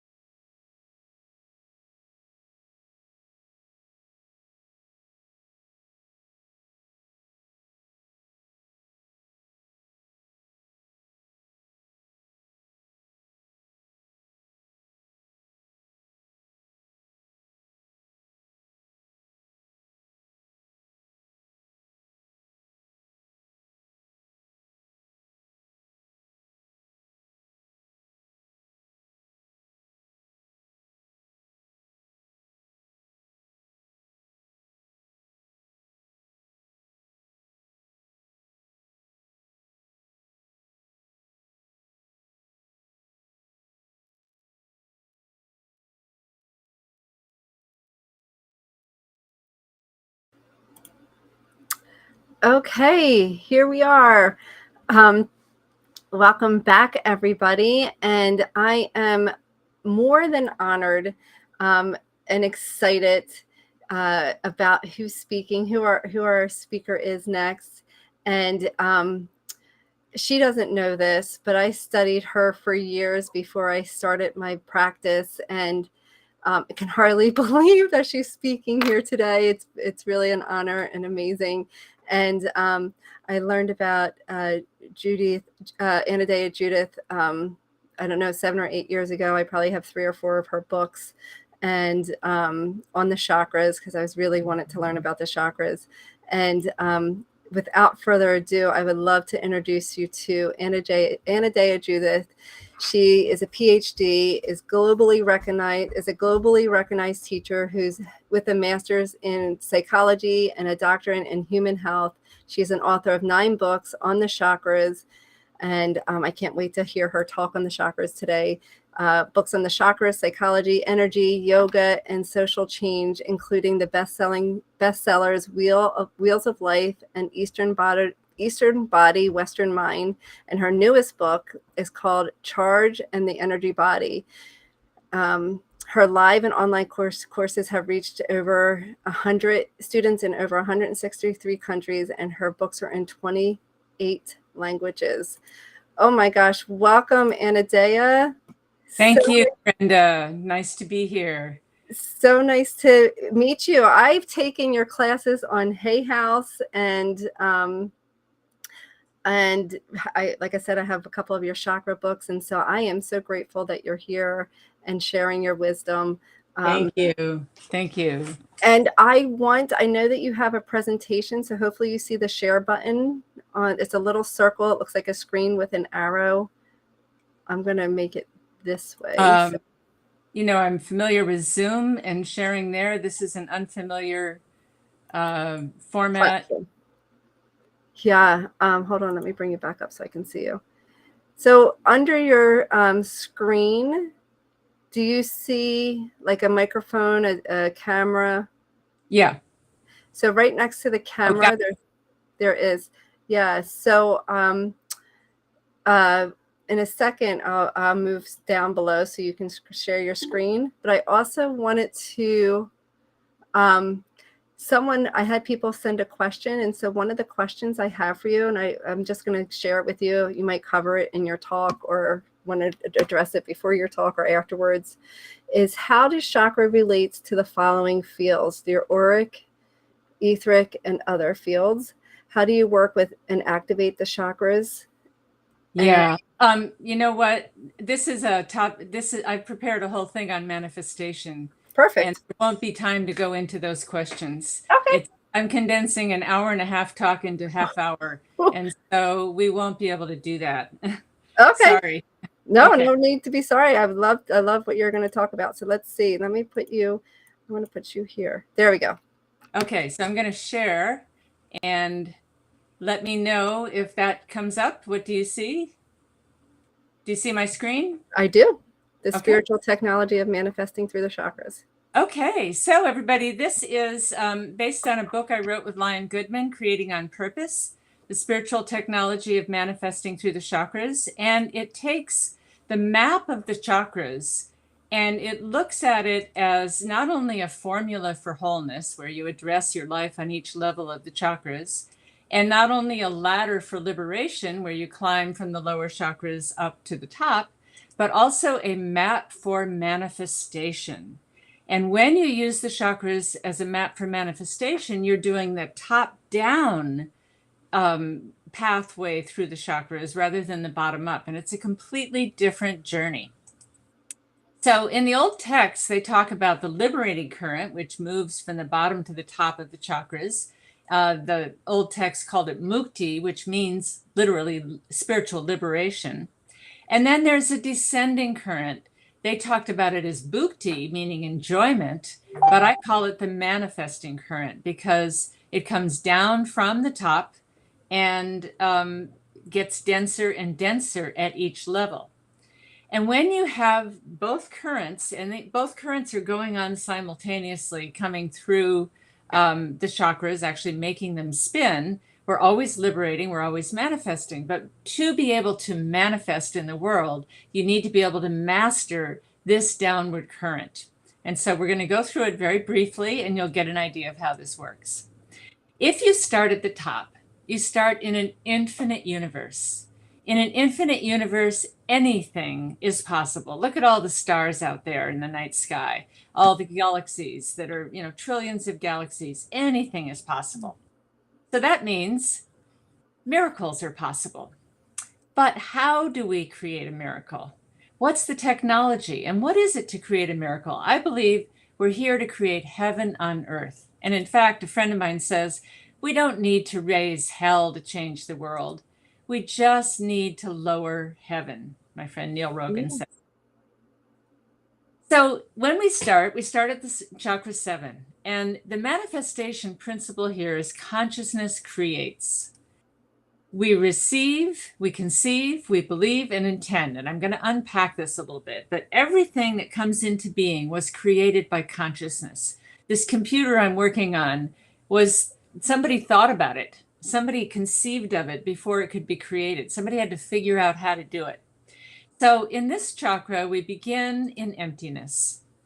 When we empty out, we are more able to receive from spirit. And when we receive from spirit, we can download. We get instructions from spirit about how to do things. We get ideas. And those ideas are a kind of conception. Like I say, you have to conceive of something before you can create it. So conception is like, sperm and egg coming together. Very little information, very little matter, but lots of information. And then the mother puts the flesh on the bones. And that is, that's conception, turning into a child. And so if we look at the chakras as the vertical core going up and down us, then right down that core is the I that lives in there. Uh-oh. Huh? My program just crashed.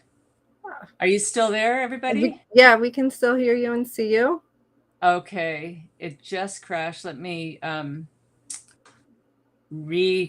man, I gotta find it. Bear with me a moment. No worries.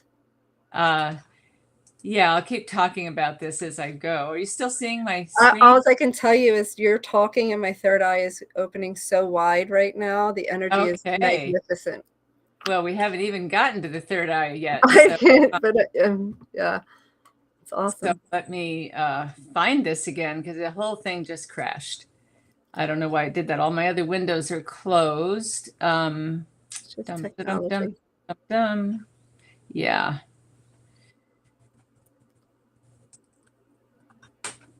Okay. It'll be up in a second. There you go. Are you seeing it? We're back to where we were. I believe so. It's a woman holding her. Thank you, everybody. So the I is the capital letter that is through each one of us. If you think of your chakras and you utter the word I, you're connecting with yourself, the one who is creating. Now, Dea, from which I get my name, Anodea, means the feminine form of the divine.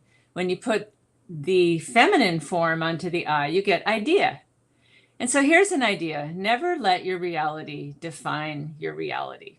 So never let what you have existing define what could exist. We always stretch towards what is coming. So in this, we talk about being, doing, and having. And being is a state of being. Doing is what do you want to do? What do you want to have? Most people, when I teach all over and I say, what do you want to have more of? They say money. What do you want to do? Well, I want to do this. I want to climb a mountain. I want to go on vacation. And then what would you be? Oh, I'd be happy.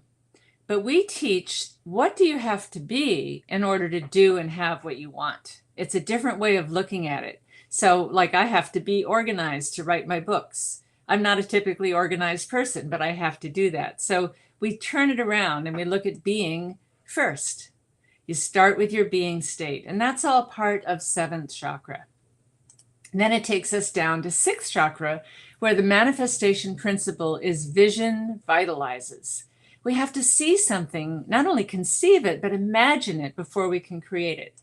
So here we dream, we imagine, we look at our life purpose. Creating on purpose means creating intentionally, but also creating in harmony with your life purpose. And we have to handle the obstacles. And we talk about different dream areas, relationship and family. What's your dream relationship like? What is your money dream? What is your body and health dream? Maybe you want to get fit. Maybe you want to learn yoga. What's your vacation dream? What's your creative expression dream? Maybe you've always wanted to learn to sing or play piano. What's your dream for contribution to community and society and service and contribution? Those are the things that really excite me, teaching people how to manifest so they can give something back. But we want people to dream in all of these 12 areas and then pick something that they're going to manifest as they work through the course that we offer. And when we choose something to manifest, it's like an idea. We talked about ideas being the I and the feminine form. The conception is an idea. And you say, oh, I have an idea that, for me, I get ideas for books, right? And all right, I'd like to write that book someday. And it's like an arrow that I stick in a quiver on my back. Or I'd like to make that for dinner sometime. But every so often, we hook up, you say, today's the day that I'm going to start that book. Today's the day I'm going to make this for dinner. And we hook up the arrow of intention from our idea, and we shoot it toward a target. Now, that target only exists in our imagination. If I think about, where is my, I'm going to finish a book, well, that's a year or two out. It doesn't exist in the world yet. It only exists in my imagination, but I have to keep my mind on it. Albert Einstein said, imagination is more important than knowledge. And so it's more, we don't have to know how to do it. We have to imagine it. And imagination is the I, has image at its root, and I plus the word mage, which is to make magic. And so we say you have to see it in order to be it. We have to imagine it, and that is an act of magic to begin creating. So that's chakra 6. Then we go to chakra 5, conversation catalyzes. So once, consciousness creates, vision vitalizes, conversation catalyzes. And here we express, and when we express, we get feedback. Feedback helps us refine what we're doing, and we set goals. And so talk is cheap. Do lots of it. Broadcast your message everywhere. Tell everybody you can think of what you're doing, and you will get more support and more ideas. And somebody will say, oh, well, I know the perfect webmaster for you, and I know the perfect real estate agent for what you're looking for, and I know the perfect investment venture capitalist that might fund your thing. The more you talk about it, the further that can go. And from talking about it and getting feedback, you can refine and you can set goals and break your project down to, achievable goals. We call them SMART goals. And then that takes us down to chakra 4, love launches. Here we look at service, relationship, co-creating, and how to work through networks, because everything happens through networks today. And service is really key to manifestation. Service puts the wind in your sails. The heart chakra is the element air. And so this is the wind in the sails. It'll help you along when what you do serves the greater good. And here we learn how to co-create with others, join together. It's always a better product when you co-create with others. How to network and form relationships. Everything comes into being through relationships. And then that brings us down to chakra 3, power produces. Power produces is like, when you get down to the 3rd chakra, it's not just all this airy-fairy thinking and it'll just happen. We actually have to do something. We have to plan. We have to prioritize our plan. We have to energize the plan. And we have to handle the obstacles that come along. So let's look at that.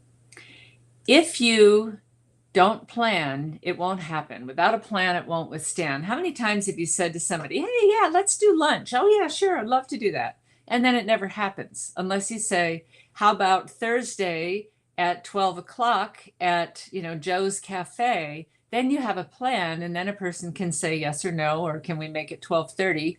And then it'll happen. So by making a plan for what you want to manifest, you know what to do. And that's really important. We don't know what to do unless we have a plan and we put it in a logical order. So here we energize our intention with 3rd chakra exercises that strengthen your will, that get your energy stoked up for what you're doing, and really fire up the whole plan and get you going. But what about the obstacles? Well, the obstacles are the perfect things to become stepping stones. When you energize yourself, you say, oh, what is this obstacle here to teach me? What is it here to ask me to develop? And then you can see that it's actually an invitation to go to a higher level and use the obstacles as stepping stones and address them with the proper tools. Then we get down to chakra 2, pleasure pleases. So we want to attract what we need here, and we'll talk in a moment about the law of attraction. We want to move things into place, because 2nd chakra is about movement and fluidity, the element water. We want to feel our way, and we want it to feel good. And then finally, we get to enjoy what we're doing. So, the law of attraction that Esther Hicks put out said that, what we think is what we attract. Well, I think that's the principle consciousness creates. If I think about how I'm no good, I'm going to attract people that will affirm that. If I think about how I'm going to be successful, I will attract people that'll affirm that. But I see the law of attraction actually a little bit different, because that's consciousness creates. What are we attracted to? We're attracted to things that look good, feel good, that'll make us happy.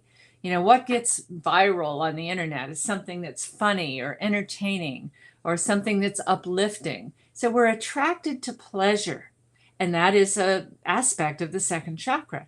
So the law of attraction is, how can you make what you're doing fun, colorful? If I was inviting someone out to lunch and I said, oh, let's go to this restaurant, it's terrible food, you wouldn't want to go there. I'd say, oh, it's a great atmosphere and great food. Then it's going to feel good. And so we have to feel our way in this chakra. It needs to feel good if we're going to have passion about it and attract other people that will be attracted to our passion. So the tip here is Make it fun until it's done. And if you enjoy the process, everyone else will too. And then that takes us down to the root chakra. Matter matters. It matters what we do to the earth. It matters what we put in our body. It matters that when you're building a house, you cut the boards just right and nail the nails just right. It matters that we commit, that we fulfill our commitments, that we complete each step along the way, and that then we get to have, remember be, do, and have, we get to have what we want. Okay, so here we learn to put something on a calendar. Today I'm going to make 5 cold calls. Today I'm going to finish a chapter. Today I'm going to go rent a place for my workshop. Today I'm going to sign up for that course. Whatever it is, you take action and then you complete all the steps that you made in your plan. And here's the final tip: complete each piece and then release. If you write an email and you write it and you write it and you work it over to say just what you want and you never hit send, it's not going to get there. If you write a letter and you never mail it, it's not going to get there. So complete each piece on this process, and then you do the releasing and the manifestation starts to fall into place. And that, when it's done, you get to celebrate, which is telling your unconscious, you've done good. And then the final thing, if you want to make your dreams come true, first thing you have to do is wake up. And so when we wake up to this process, we can make our dreams come true. And this is a really quick run through. In the book, Creating on Purpose, it talks about all this, but we also have an online course that contains all the exercises and the physical exercises to energize your third chakra, and guided meditations to win your heart's desire and have better communication and get rid of the inner critic. And you can find that at AnodeaJudith.com. Creating on Purpose, The Art of Masterful Manifestation. I created this with Lion Goodman. And it's a wonderful, wonderful video, self-paced video course, has lots of material in it. And I'll tell you, I've been teaching this for 20 years. People manifest left and right. They manifest left and right, what they want, what their dreams are when they follow this process. So Brenda, not being familiar with this format, I'm not sure how to get out of the screen share and come back. Okay, hold on. There we go. End show? No, yeah, you're here with me. You're good. Okay, you're seeing me because I'm not seeing myself, but I'll trust you. Yeah, I'm seeing you. You're perfect. Okay. Anodea, I just want to get clarity around that. So they go to AnodeaJudith.com and they can find the online course that you were just speaking Yeah, about? then click online courses and they can find their way. There's several online courses, but you can find your way to Creating on Purpose. Awesome. And can I ask you one question before we wrap up? We have time for questions now. I sort of rushed through it so that we could. Okay, I'm going to ask my question first, and then I'll go to the other question. It's in the chat, I have to go find it. But if you could offer one tip on manifestation, and I know you just talked about the chakras and tapping into each one of those chakras, but if you could offer one tip on manifestation, what would that be? I would say send your energy downward and follow each step of the chakras. What I find is that when people don't manifest, they're skipping a step. Like they forgot to visualize, or they forgot to write a plan, or they forgot to make it fun. And they get hung up on one of the chakras. And we say, the blocks are a pain. Creation is ecstasy, but the blocks are a pain. And so when in the course, we have all these exercises to remove blocks at each chakra level. And then you remove your blocks to be able to see your dream. You remove your blocks to your intention and that you don't believe you can really have it. We do a lot of work with beliefs. We remove the inner critic so that doesn't get in your way. Blocks to relationship, blocks to your will, blocks to pleasure. And when you remove those, then the current can get all the way through the chakras and it can come from the top down. Awesome. And for those that are listening that aren't familiar with the chakras, how do you identify them and what's their purpose?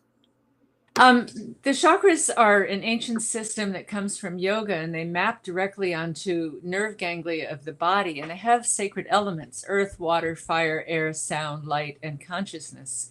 And those elements have a lot to do with what the chakras are associated with. Like earth, we survive on the earth, and so it's our survival consciousness. Water is our watery feelings. Fire is our personal power and will.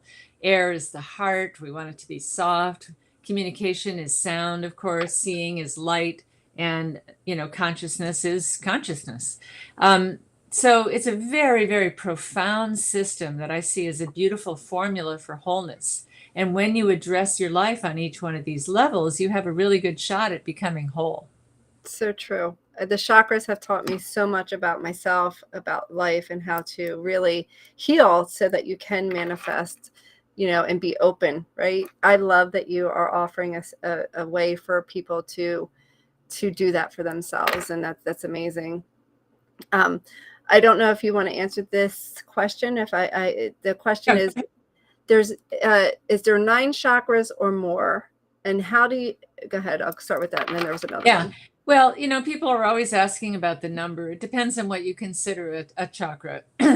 And there's no definitive number because a chakra is an energy vortex. Energy vortexes are all over the place. They're all over the place in your body. But there are 7 major chakras that are part of the ancient chakra system. And I find that 7 element system very organic, very profound, that really covers the ground. And I don't, people talk about chakras above the head and below the feet, but, you're not in those. So I like to stick with the basic 7, and I think it covers the whole spectrum. Yeah, I couldn't agree more. And last question. Are there only 7 colors? Well, yeah, there's 7 colors, but there's blue, green, and there's, pink, and there's a lot of colors, but there's 7 major colors in the rainbow. Right, exactly. Awesome. And so last question is, how does the solar plexus and sacral chakras relate to self-empowerment and self-esteem? Well, the solar plexus is your will. And what I find from, decades of working with people is their self-esteem actually comes from being able to follow through with their will. It isn't like how good you look or how much money you have or how popular you are. I find that has nothing to do with self-esteem. I've seen very successful, people that made a lot of money or something and had low self-esteem. It's really, are you able to follow through on your will? Are you your own agent? Are you under your own steam? Do you have sovereignty? Yes. Some of the speakers talked a little bit about that today. So that's awesome. And before you wrap up, I would just love for you to share a little bit more about your book, or how they would get your new book that's coming out. Yeah, the Creating on Purpose came out quite a while ago, about 10 years ago, but you can find that on my website or on Amazon. And if you go to AnodeaJudith.com and go to online courses, you can scroll through my online courses and you'll see Creating on Purpose there. And like I say, it's a very comprehensive course. It's a video course with both Lion Goodman and I, with lots of exercises and things to do. And it's a wonderful, wonderful course. Awesome. Anodea, I am honored and so excited that you were here today. I appreciate your time and your wisdom and your knowledge that you shared with us today. Is there any final thoughts you would like to end with? Well, I just think humanity is here to learn how to create heaven on earth. And it's not about escaping and going up to the top. It's about coming down to earth and having the skills to manifest our highest vision on the earth plane. And that's how we're going to save the planet. I couldn't agree more. Beautiful. That's why I teach people how to manifest. I love it. That's awesome. Thank you so very much. And I appreciate you. Thank you. Okay. Thank you. Okay. Oh my gosh. Awesome. I would love for you to drop below what your takeaway was from Anodea. She gave you a ton of information on the chakras and how to really map out a plan to create your dreams and your goals. And So what was your takeaways? What did you learn? What was something that stood out to you through her presentation? And I loved her idea of creating heaven here on earth, and how do you bring these ideas, these concepts, the things that seem so far above you, how do you bring them down and experience them here? Because that's what we're here to do. That's what our life is about. That's what we get to, that's the journey that you get to step into, is how to create your heaven in this experience. So to conclude our day, I can't even believe it. I want to share a reminder to grab the bundle. You'll get your free course, 3-day course with us. You just go to bit.ly. Let me find the graphic one more time. Bundle. Judith Anodea has all the stuff for somebody who's asking for a beginner's course in the chakras. I would venture to say that the part of the bundle that Anodea offered is about the chakras. So make sure you go, you can grab that.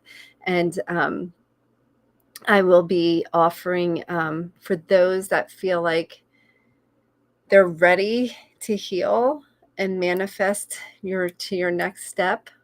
I invite you right now to go to callwithbrenda.com, and I'm offering you a free opportunity. You can, how could I do this? Because I'm not going to be able to serve everybody. Let's do it differently. The first message team at brendakiss.com. If you are ready to take your next step and want help healing to manifest the things that you want in life, and I'll make sure our team will get back to you and support you in the best way that we can. So go to team@brendakiss.com, and we will help support you move further. Be on the lookout for some amazing things happening in the next couple of weeks to continue your journey, and know that the replay will be up till 12 p.m. Eastern Time, Friday the 3rd. Any questions before we log out? I'm going to learn more so I can take my journey. Awesome. Any questions, any final thoughts before we end our session today? Look, we're ending right on time. Yes, no, maybe so. All right. Well, if you're ready to take your next step, go to team@brendakiss.com, and we will support you in any way possible. I love you, and I am actually going to go back and read the comments at some point today so that I can answer and follow up with any things that you shared. Until next time, until we meet again, have a fabulous, awesome, amazing day. Get present with yourself and know that your resistance, your obstacles, as Anodea said, is just your stepping stone to where you want to go. Love you. Bye.